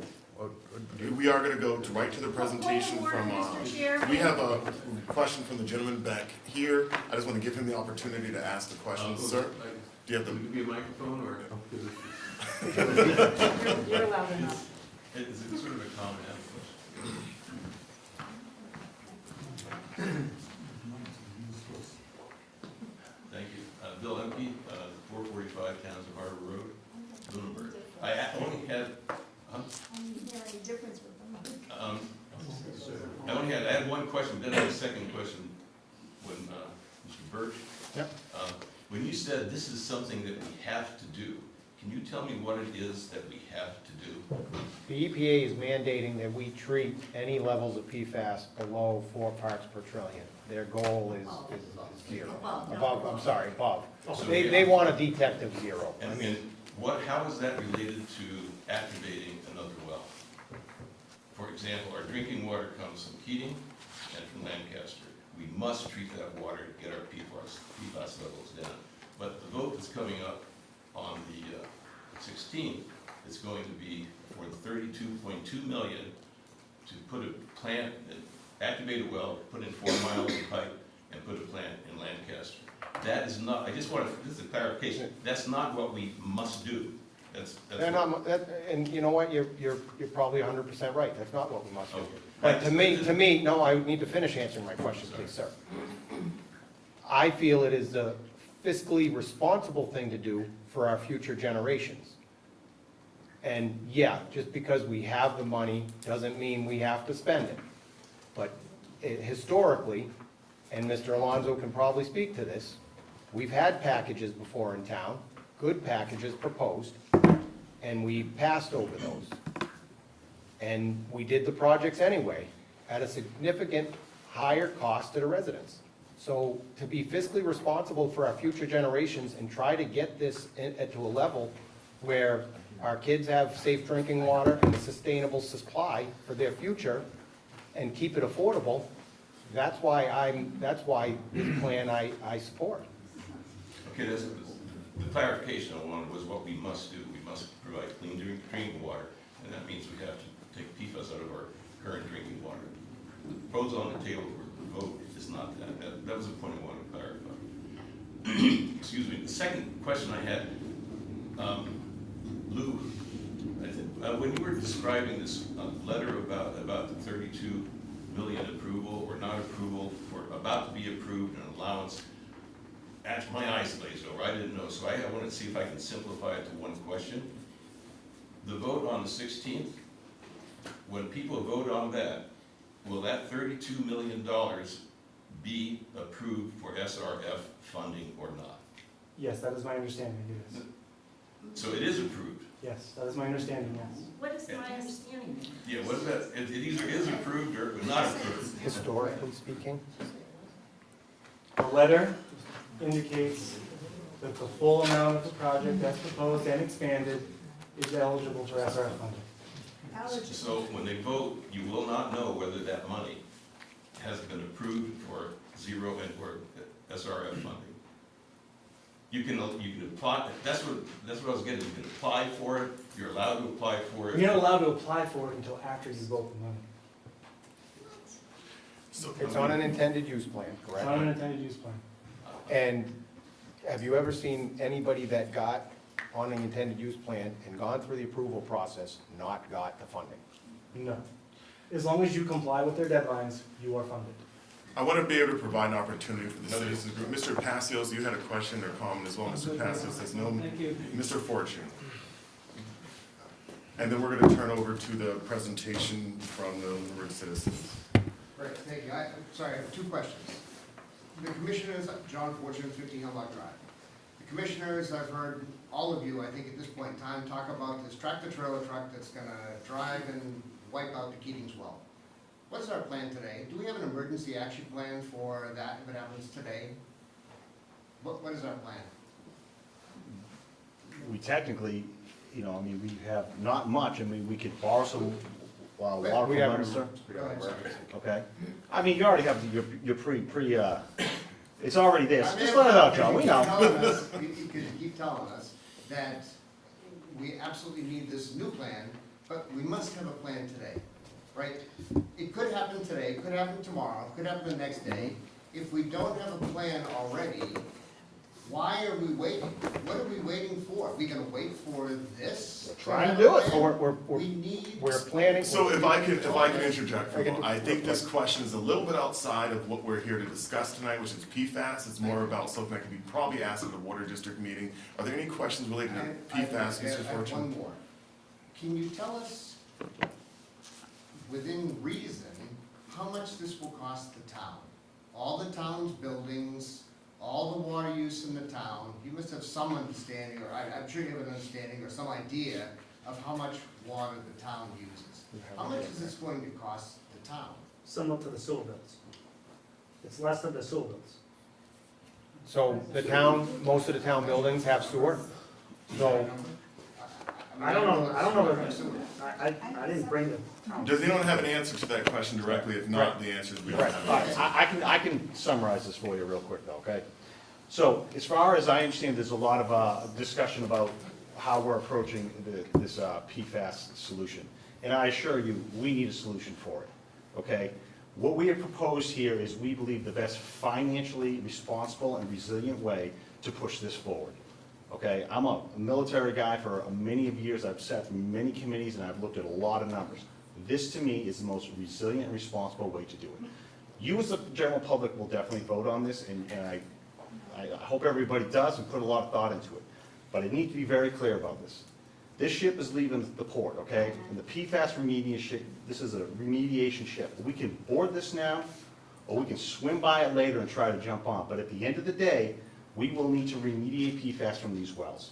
And you ask about the cost to the town, it is simply going to go up. It will not go down.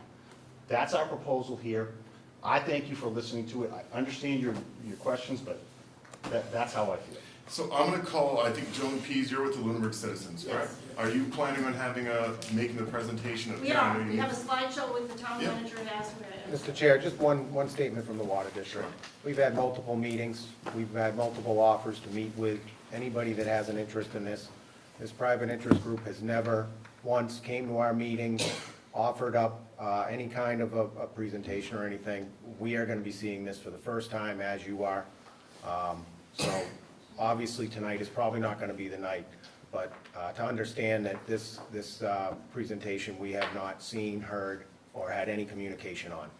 I respect that. I hope that you guys will be able to stick around and ask any questions as they were asked of you.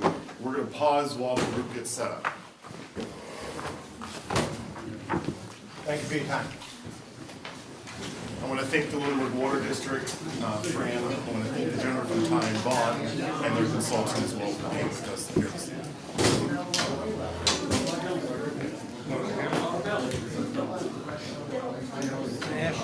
Sure. That's all that water.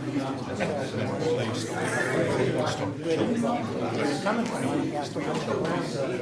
a relevant question. It wasn't me that wanted to sell my Where's all that water? And if we had a drought in the rain like this, the water, we had a drought, when's the last drought we had? There's gotta be plenty of water. Yeah, but I don't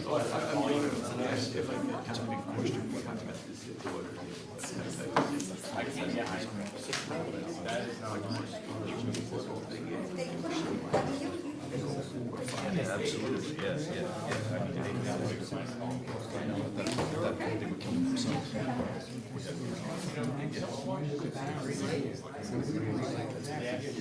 We already got 2 or 3. We're all set, Mr. Chair. When you're ready, we're all set. All right, so we're gonna go ahead and resume. So we have a presentation tonight from the Lunenburg Citizens for Affordable Clean Water. And if I could just ask those in attendance as you speak to state your names, as I haven't had the fortune of meeting all of you. And I see what you did there. and we have the presentation up on the screen, sir.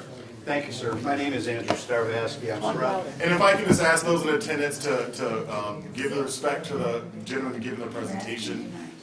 Thank you. Thank you. My name is Andrew Starvasky. I'm a Lunenburg citizen. I'm here with other residents of Lunenburg to give a response to what we heard tonight and put forth opposition. So in the essence of time, I'm going to really try to go very quickly. And can you just clarify, are all the members at the table currently members of the Hickory Hills area? Do you all live near Hickory Hills? What difference? What difference does that make? Out of curiosity. It doesn't make any difference. Okay. so Doesn't the make answer any is yes. difference. We're citizens. We're No, all the answer is citizens no, of sir. Lunenburg. Is the group comprised of more than just the residents that live in the immediate? Yes. Yeah. Thank you. Thank you. Okay. So in the essence of time, we'd like to go forth. Very basically, we want the town select board not to support this vote on May 16th. We want you to support a no vote. So what we are here for is a fiscally responsible way for clean water. That's not even an issue. Everybody here is for clean water. It's not up for debate if we're going to do PFAS remediation or not. We're going to do it. And everybody here is for clean water. The question is, how are we going to do that, and how are we going to do that in a fiscally responsible way? What we're looking at is what we saw tonight from the Lunenburg Water District is just one plan, and it's flawed. It takes the Hickory Hills well, which has been out of the water drinking system for 12 years, and forces it back in the water drinking supply. And that makes this the most expensive option there. And what we heard tonight wasn't a PFAS remediation plan. It was all about redundancy. That's what they're trying to do, and that's not bad. But as it was pointed out tonight, regulatory, we meet the redundancy requirements. What we should be focusing on is PFAS. And PFAS at our Keating well, which is number 1, and Lancaster. So, Excellent. next slide, please. The bottom line on clean water is we have the wells that we're using today that gives us ample supply of water. That's Keating and Lancaster Ave. And that's not even part of their proposal. We're not given that option to go that way. If we vote on May 16th, we're committed to the Keating, Lancaster, and Hickory Hills well. They want $32 million, and it rolls into a $45 million plan. We're not even given the option of treating the wells that we're using today. Next slide, please.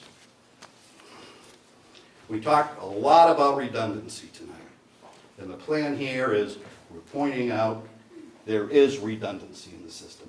The DEP's documentation says it is. Do we want more redundancy? That's always good, but at what cost? A reasonable person needs to understand, what is this going to cost us?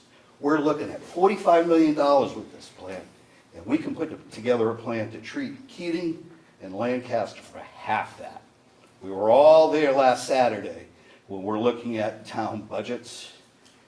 Their plan is more than the town budget. And we're talking, debating over, should we go with a Prop 2.5 override for $900,000? This plan that they put forward eclipses all of that. So, redundancy, we do have it. That's a fact. Next slide, please. Well, before we move, can we go back, please, Madam? If you can also just use the microphone. Yes, I'd be happy to. I have a little one in front of me, but I will use two. I just want to point out here that Mass DEP on December 15, 2023, did a public, they do this every drinking water system in Massachusetts has a review by the DEP. It's called a sanitary survey. And in December of, just this last December, they came and did the sanitary survey for the Lunenburg Water District. And those two red boxes were taken directly from the sanitary survey, and they categorically state that Lunenburg has sufficient redundancy as the system is now set up to meet the needs and the regulations that the DEP has for public drinking water systems. So whatever you may say about our present redundancy, it meets the needs according to the DEP. It meets the regulations according to the DEP. And is your understanding, Ms. Pease, that that redundancy accounts for the Hickory Hills well? Or No, that it says right in there, have you seen the sanitary survey? I've Chair? looked at the reports that are. Okay, the sanitary survey clearly states the Hickory Hills well is inactive. And with the inactive well, it still meets the redundancy requirements that Mass DEP has for all of the public drinking water systems in Massachusetts. Thank you. Next slide. The next slide, because I think it goes right into that. Last week, Chairperson Birch read part of this statement to the select board. Here, you can read it here. But only part of it. And it talks about redundancy. Because Mr. Birch read the first half, and I'm going to read this. Sources for community systems. Any person who obtains department approval for community public water systems that rely entirely on groundwater sources, that's us, shall provide additional wells, well fields, or springs and pumping equipment of the equivalent capable of producing the same volumes and quality of water as the system's primary well. Kind of goes to what you're saying. And as Mr. Birch was trying to lead us to see last week, that's what we needed to do. But he stopped. And it says, or shall provide the storage capacity equivalent to the demand of at least 2 average days if approved by the department, unless another interconnection with other public water systems have been provided, which can adequately provide water if needed. So that's Mass General Law. We meet that. And I'm a little bit upset that Mr. Birch only read the first half. I think he should be here to provide full, open, transparent information so that you can make a decision and the town can. Next slide, please. So redundancy versus necessities. This goes back into it.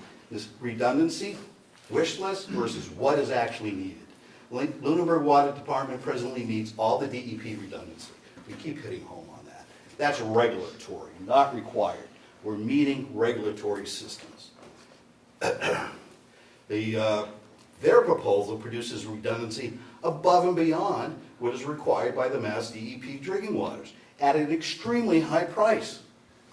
The more water you process through the system, the higher it's going to cost us. Looking at the clock, next slide.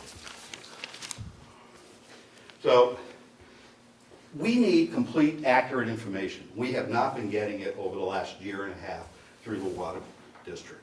One of their most outrageous statements, I think Mr. Fortune started to talk about this earlier, is they stated, should there be a critical failure of the Keating well, the Lancaster Avenues could only supply the community with 2 to 3 days worth of water.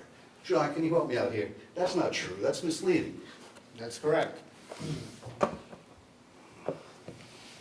So, Luke, we started with the towers that we have today, those beautiful towers that we have in town, we maintain every several years or whatever.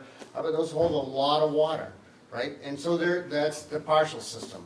We talked a little bit about the Leominster connection. We heard earlier that, well, the pipe is not big enough and this, that, and the other thing. Keep in mind, these wells don't run 24 hours a day. They run 6 or 8 hours at night to fill those tanks. And then they shut down and the tanks run all day long, right? We fill them up. So, yes, they have a smaller pipe coming from Leominster or a smaller pipe coming from Fitchburg. It has to run longer, that's true. But we're not talking about this running the whole town for months on end. We're talking about it in an emergency situation. That's what the redundancy is for, right? So all of this, there is that. We could go into new sources. We could relook at the Lancaster Ave well number 3. We've heard about that being, having bacteria in it. I'm sure it is far cheaper than $14 million to get that well back online. So there are other options. Unfortunately, we haven't been told much about them, but those exist. And I think that goes to the plan. We've only been presented with the Lunenburg Water District's plan that says Hickory Hills, Keating, and Lancaster. When we raise questions about other alternative sources, we get hand wavings. We don't want to do that. You don't understand it. We deserve as voters, as we go to approve a $45 million plan, we need discussions on what those alternatives are. And we get dismissed at every single chance. Next slide, please. Mr. Chair, if I may just interject one thing. As each of you speaks, can you state your names for the record, just so that, and Can we just address- go down the line and do it now so it's on the record? I think so, yeah. Yeah, Bill Emke. Joan Pease. Andy Starvasky. John Fortune. Barbara Turkington. Thank you. This is a critical slide, and Select Board, Ms. Emke, actually began to talk about this. This talks about the Lancaster Ave well. And I brought this up to Ty and Bond's question during the April 25th meeting, and right now the data says the Keating well, the Lancaster Ave well, we don't have enough data on it to even know if it's over or above compliance. We don't know. And they want to tie $32 million and pipe up Hickory Hills to a site that may not even need treatment. Yeah, it's our understanding that the new EPA regulations are going to require 4 tests a year or quarterly testings of every water supply for PFAS. And you take those 4 numbers and you average them together. And if the average is less than 4 parts per trillion, then that well does not need to be treated. In addition, if any of those 4 numbers comes out to less than 4, it's my understanding that that number becomes 0 in the average. And thus, the numbers for the Lancaster well at this point in time do not indicate that it even is going to need a treatment plan. Now, none of us knows the future. Maybe yes, maybe no. But at the present time, there is insufficient data, and as Ms. Imke pointed out, both the DEP from Mass and the EPA are not requiring that Lancaster be treated. They don't meet the level that requires treatment. So this plan that we heard tonight from the Water District takes an inactive well that has been inactive for over a decade, and we've managed, and a well that may not even need treating, and puts those 2 together in a program that is going to cost us all a tremendous amount of money. And no one has even layered on the operation and maintenance costs. All the costs so far have been simply construction. If I can just add to that. So this is the EPA fact sheet where all that data comes from. Basically what it says, as Joan alluded to, anything under 4 becomes a 0. It says that very clearly in here. So the last 4 numbers actually average out to 1.08. And the reason you take an average is because it can't really measure less than 4 parts per trillion. And that's why they bring them to 0. So even seeing the 2.44, the 2.7, the other 2.7, they really just round them back down to 0 because they can't really measure that accurately. So again, whether Lancaster really needs to come online, these numbers say absolutely not. Save your money, work on the Keating's well. Work on the Keating's well. Right, I'd like to know if Lancaster Ave actually needs treatment before we vote $32 million to build up there. You're asking us to vote on money that we know hasn't been approved, it's eligible to If we can be. just continue with the presentation. I apologize, I get very Next. passionate about, next slide, thank you. Spending money. We're spending money. So unknown total cost to the water customers. As we talked earlier, we don't know what the terms of the financing are, what the terms of the loan are. We know we're eligible to go for the SRF funding, but it hasn't been approved. We have absolutely no understanding on what these operational costs are. We do know what Keating will cost us. We have an idea what Lancaster would be. That would be $27 million. They want us to go to 45, and we haven't even talked about the operational costs. And we talk about every penny counts. We better damn well know that what those operational counts are, and why are we voting for a $45 million plan when everything points to it could be 12 to 27 million.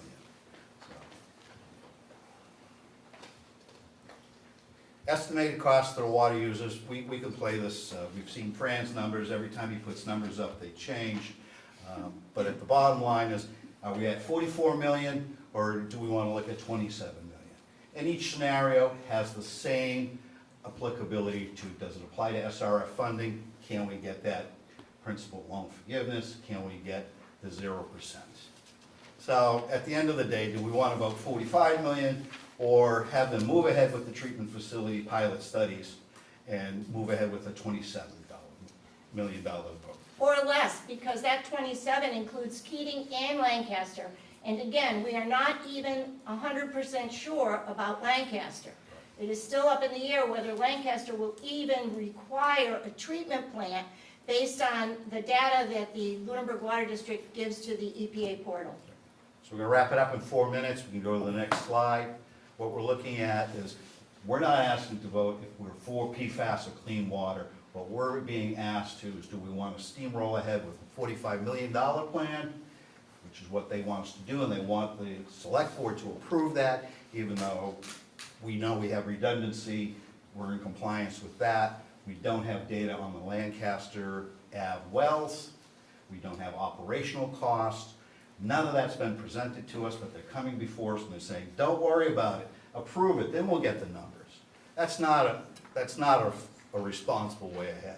And that's why we're saying, we don't think that the Lunenburg Select Board should support that position. And one of the things we think that people need to be, and the select board need to be very conscious of, is that we might say this is only going to be $150, $200 a year for construction for this one. Then we're going to have construction for Keating. That's required. That's not optional. We know Keating is going to have to be treated. Keating's numbers are absolutely over the limit.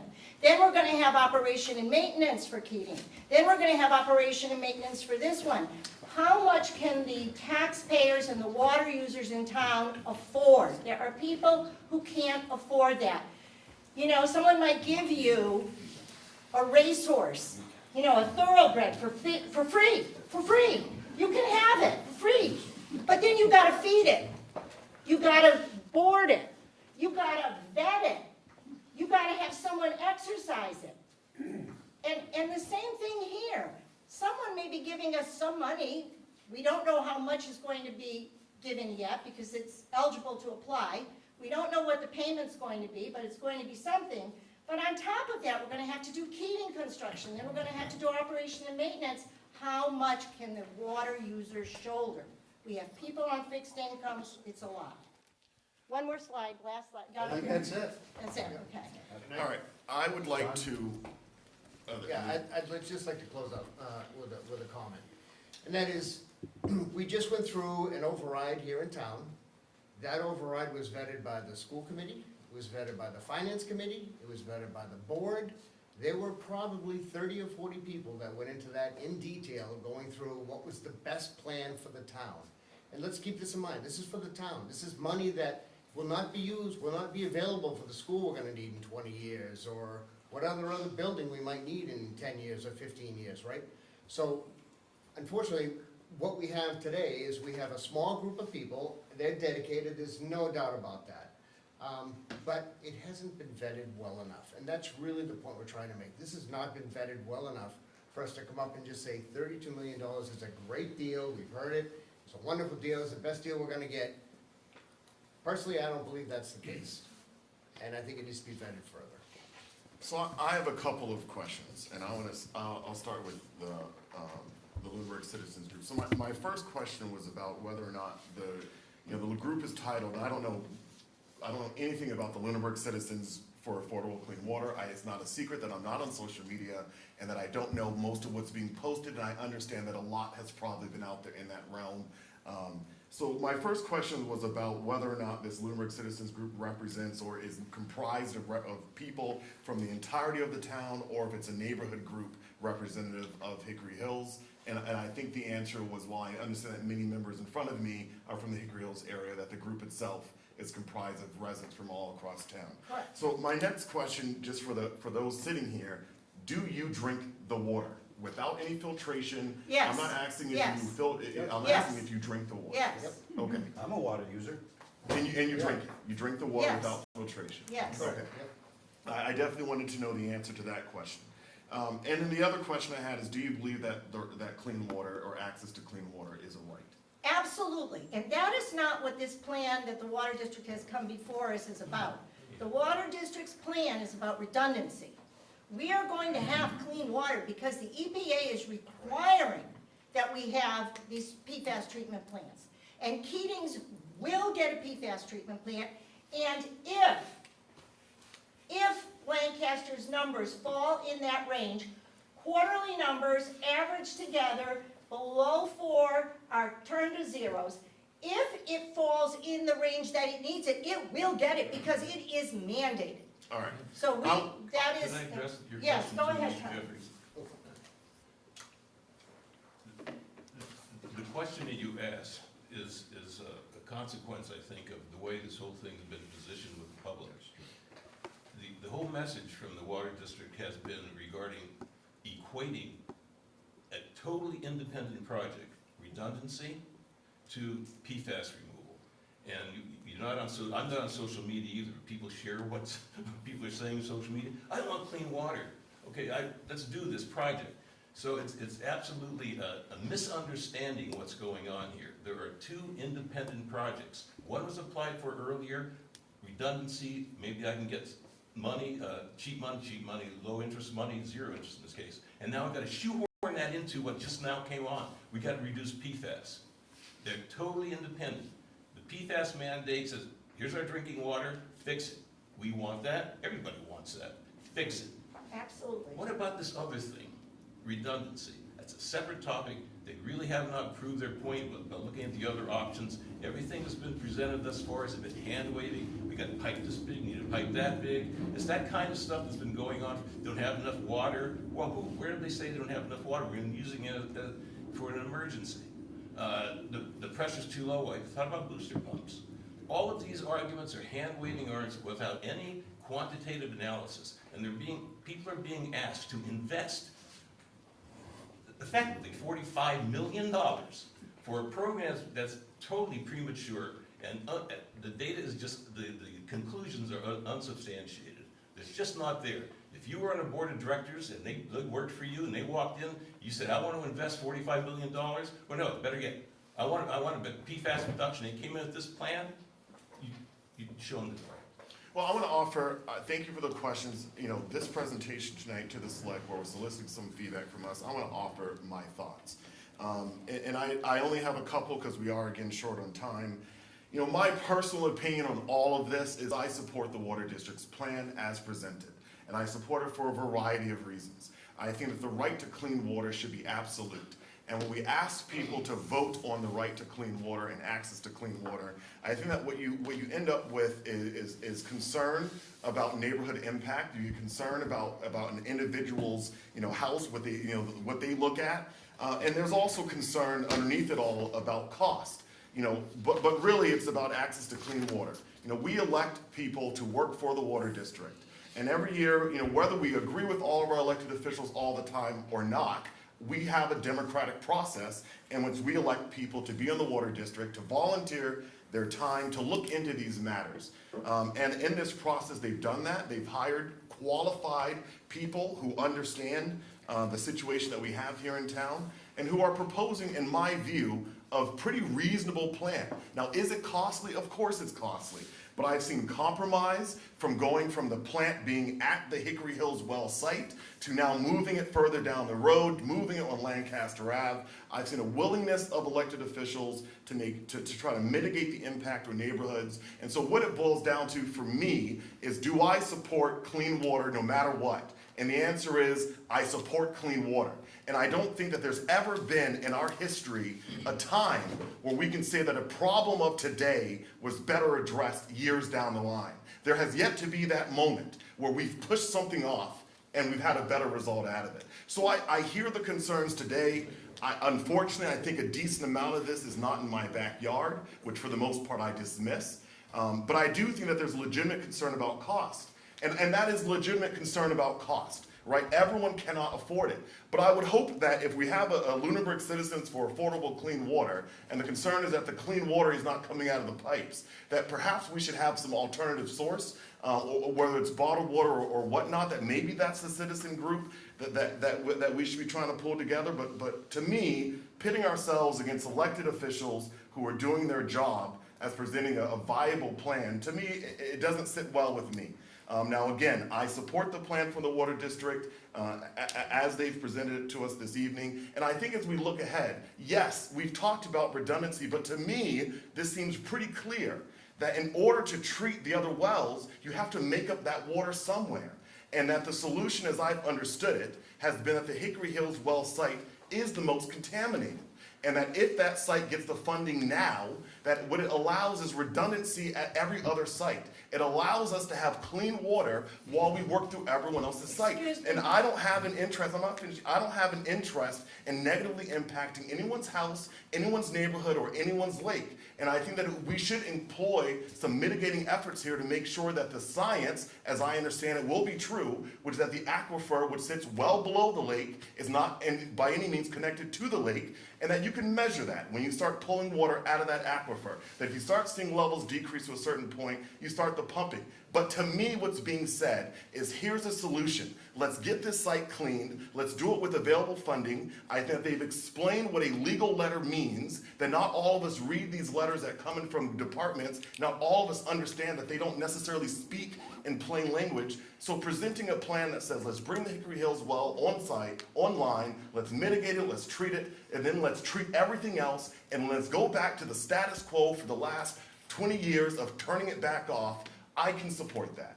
Now, tonight, I will ask if how the rest of the board, if the rest of the board wants to take a vote on this, and I'll turn to Mr. Franco.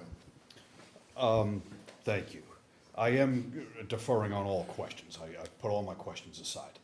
But what I'm going to suggest is this. First of all, I want to thank both groups for coming out. This has been useful. But there's a lot of information in flux here. So the Water District is asking for our stamp of approval on what has transpired. I don't feel like I'm in command of all of this yet.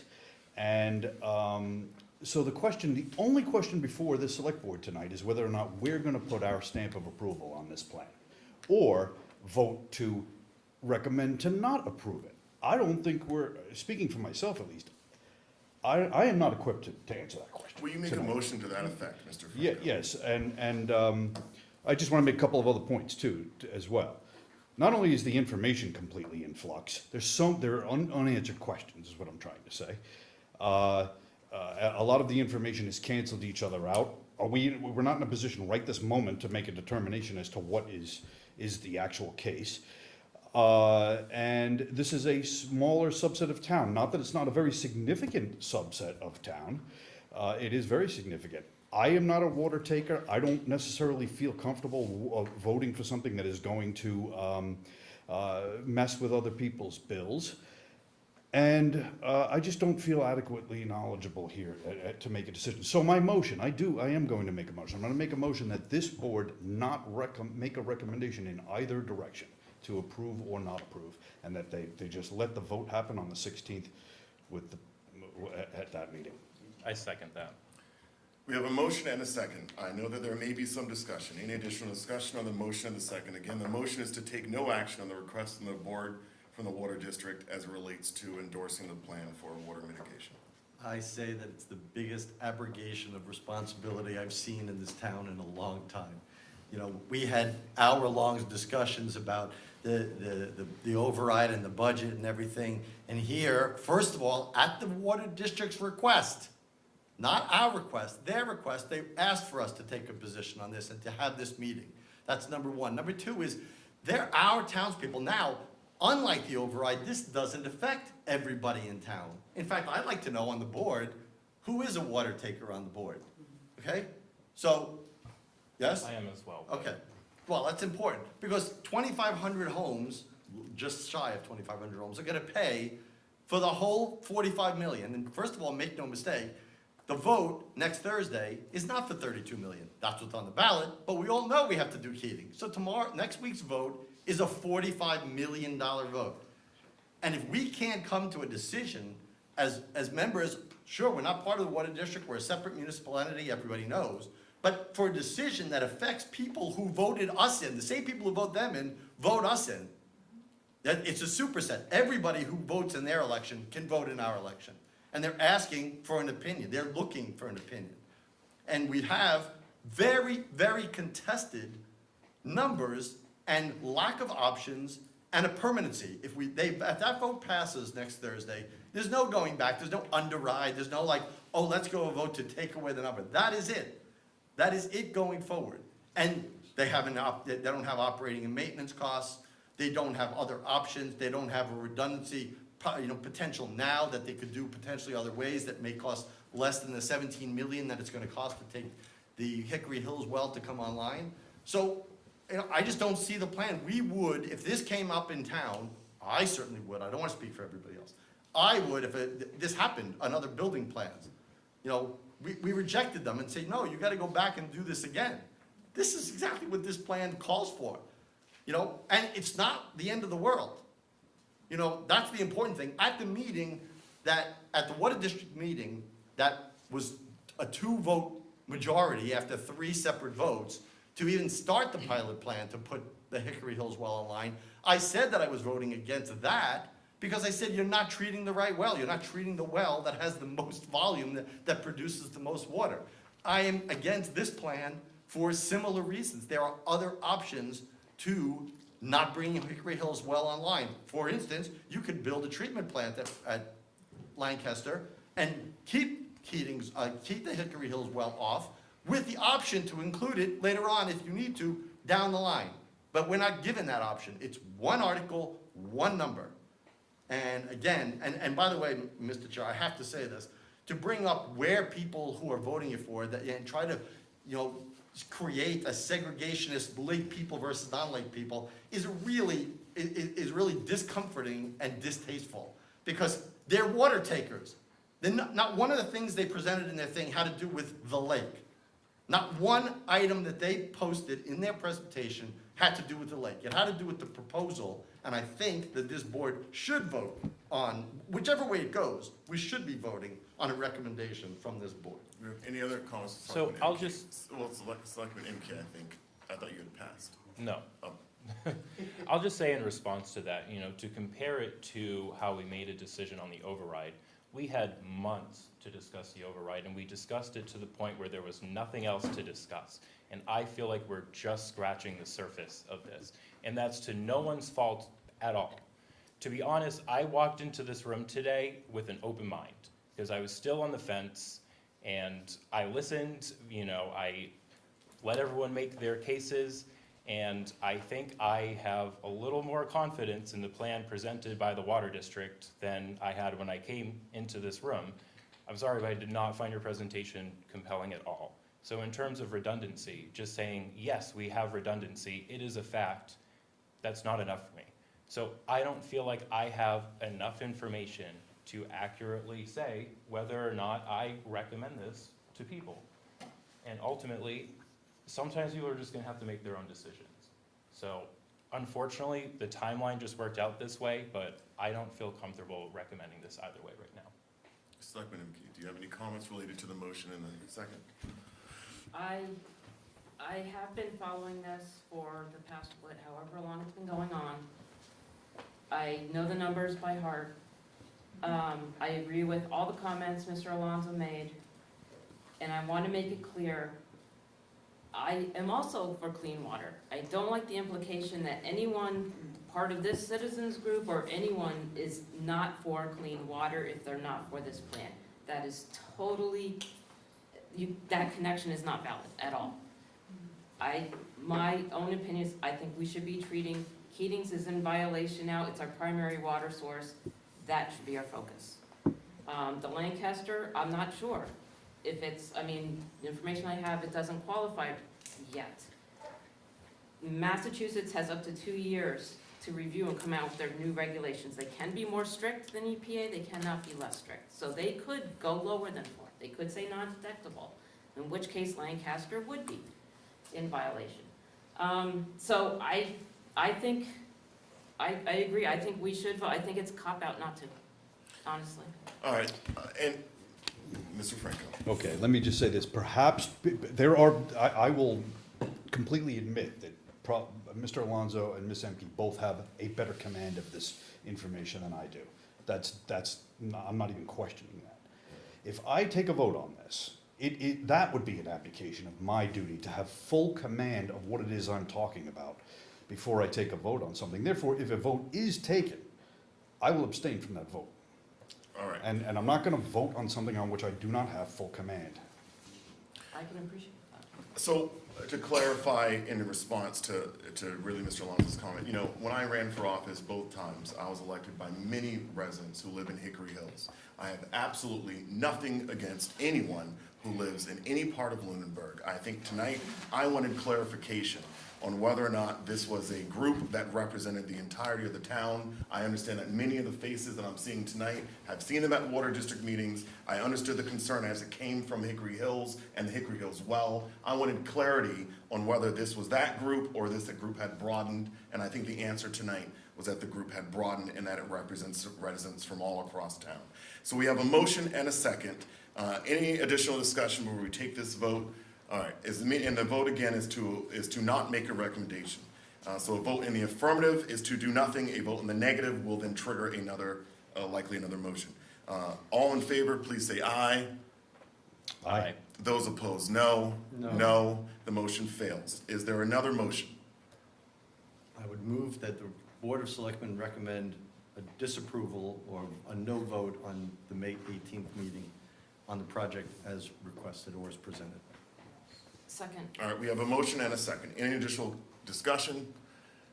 I'd like to identify that I think the Water District did a good job in their public outreach, that they hired a consultant to assist. They established a website, that they set up a phone number. They've had multiple community meetings. I think the opportunity to receive as much information as possible prior to this vote has been there for the public, and I certainly feel informed enough to make a vote of recommendation one way or the other. Mr. Chair, I also want to commend the Water District, as I said to their chair when he's come before us on several occasions, that this, of all the things that have happened, have been the most transparent. So for that and all the presentations and public hearings, I do appreciate them. And in no way, I want to be very clear on this, in no way am I saying that they are indicating or purposely misleading. All I am saying with my recommendation is that from my perspective, it is not completely analyzed to the point where the voters, and especially the ratepayers, know what they're voting for and what the total cost is. That is my request. We all know that this will need to get treated. Everybody has agreed for that. All I'm saying is that this plan is premature, this vote, and we should be looking back and hammering out the numbers. And I look forward to working with them to do that. I think it's achievable. I don't want to put any disparity on anybody's motives in presenting what they did on either side. I just want to be clear that why I made the recommendation I did was purely on the plan and not on any of the personalities behind either side. Any other comments on the motion and the second? Yeah, I mean, just as a counterpoint, I mean, the fact, yeah, I mean, yeah, the information is incomplete, Mr. Alonso. You just made that point. I know you have a very good command of this. They're asking for our recommendation either way. I just think the information, especially just rapid fire, as with lots of fresh information tonight, that's premature. Am I still coming through here or what? That's premature. It keeps going off. So I just don't feel equipped personally to make a vote, so I will abstain from the vote, and I respect what the other members do, but that's my position. All right, we have a motion and a second. The motion again is to vote in disapproval. All in favor, vote in the affirmative is to vote against supporting the request. All in favor, please say aye. Aye. Those opposed, no. No. Abstain. I abstain as well. Abstentions, we have 2 abstentions. I don't know how to count that. No, one, two to there's one. still a quorum. 2-1-2. There's The still a board quorum, votes, yeah. the board votes in disapproval. The vote By is a 2. 1-2. 1 with 2 abstentions. The board votes to support disapproval. All right, the board has voted not to endorse the water district's plan as presented. I want to thank the water district for their time this evening, as well as the Lunenburg citizens for affordable clean water. The board has about 2 minutes here to wrap up mandatory business, so I can just ask you to just quietly exit the room while we do that. We must discuss this evening. Okay. Is the board prepared under current business to support the letter of support for the governor's amendment to means-tested senior citizen property tax exemption bill? Is the board prepared to vote on this request? Is that what we talked about? That's the amendment change? Yes. I am, yes. All right. Is there a motion to this? Is there anything to see? I don't think we have it in our drive for this week. Let me see if it's in there from last week. It was a request from the House to get a letter of support for the governors. It's what we had previously. Yes. The substance. I just want to make sure I wasn't missing it. I would move that we approve, the board approve the letter of recommendation for the senior tax relief amendment. Second. Any additional discussion? All right, all in favor, please say aye. Aye. Aye. Those opposed, no. The board has moved to support the governor's amendments, and we will very quickly do some warrants. We have an accounts payable warrant in the amount of $986,358.10. We have an accounts payable warrant in the amount of $61,139.40. We have an accounts payable warrant in the amount of $11,414.87. It's all together. And then we have, there should be payroll. I haven't seen payroll. This is payroll. We have a payroll warrant in the amount of $1,200,113.12. Was there just one signature in this stack right here? Yes, yeah, one signature in the stack that Caesar has. We are going to need to skip tonight all other things on the agenda, because again, the light shut off on us in about 7-8 minutes. And so we likewise will be skipping on comments, and we will be moving to, I move to adjourn the meeting. Second. Any additional discussion? All right, all in favor, please say aye. Aye. Those opposed, no. The time is 9:23 and the meeting is adjourned. Thank you.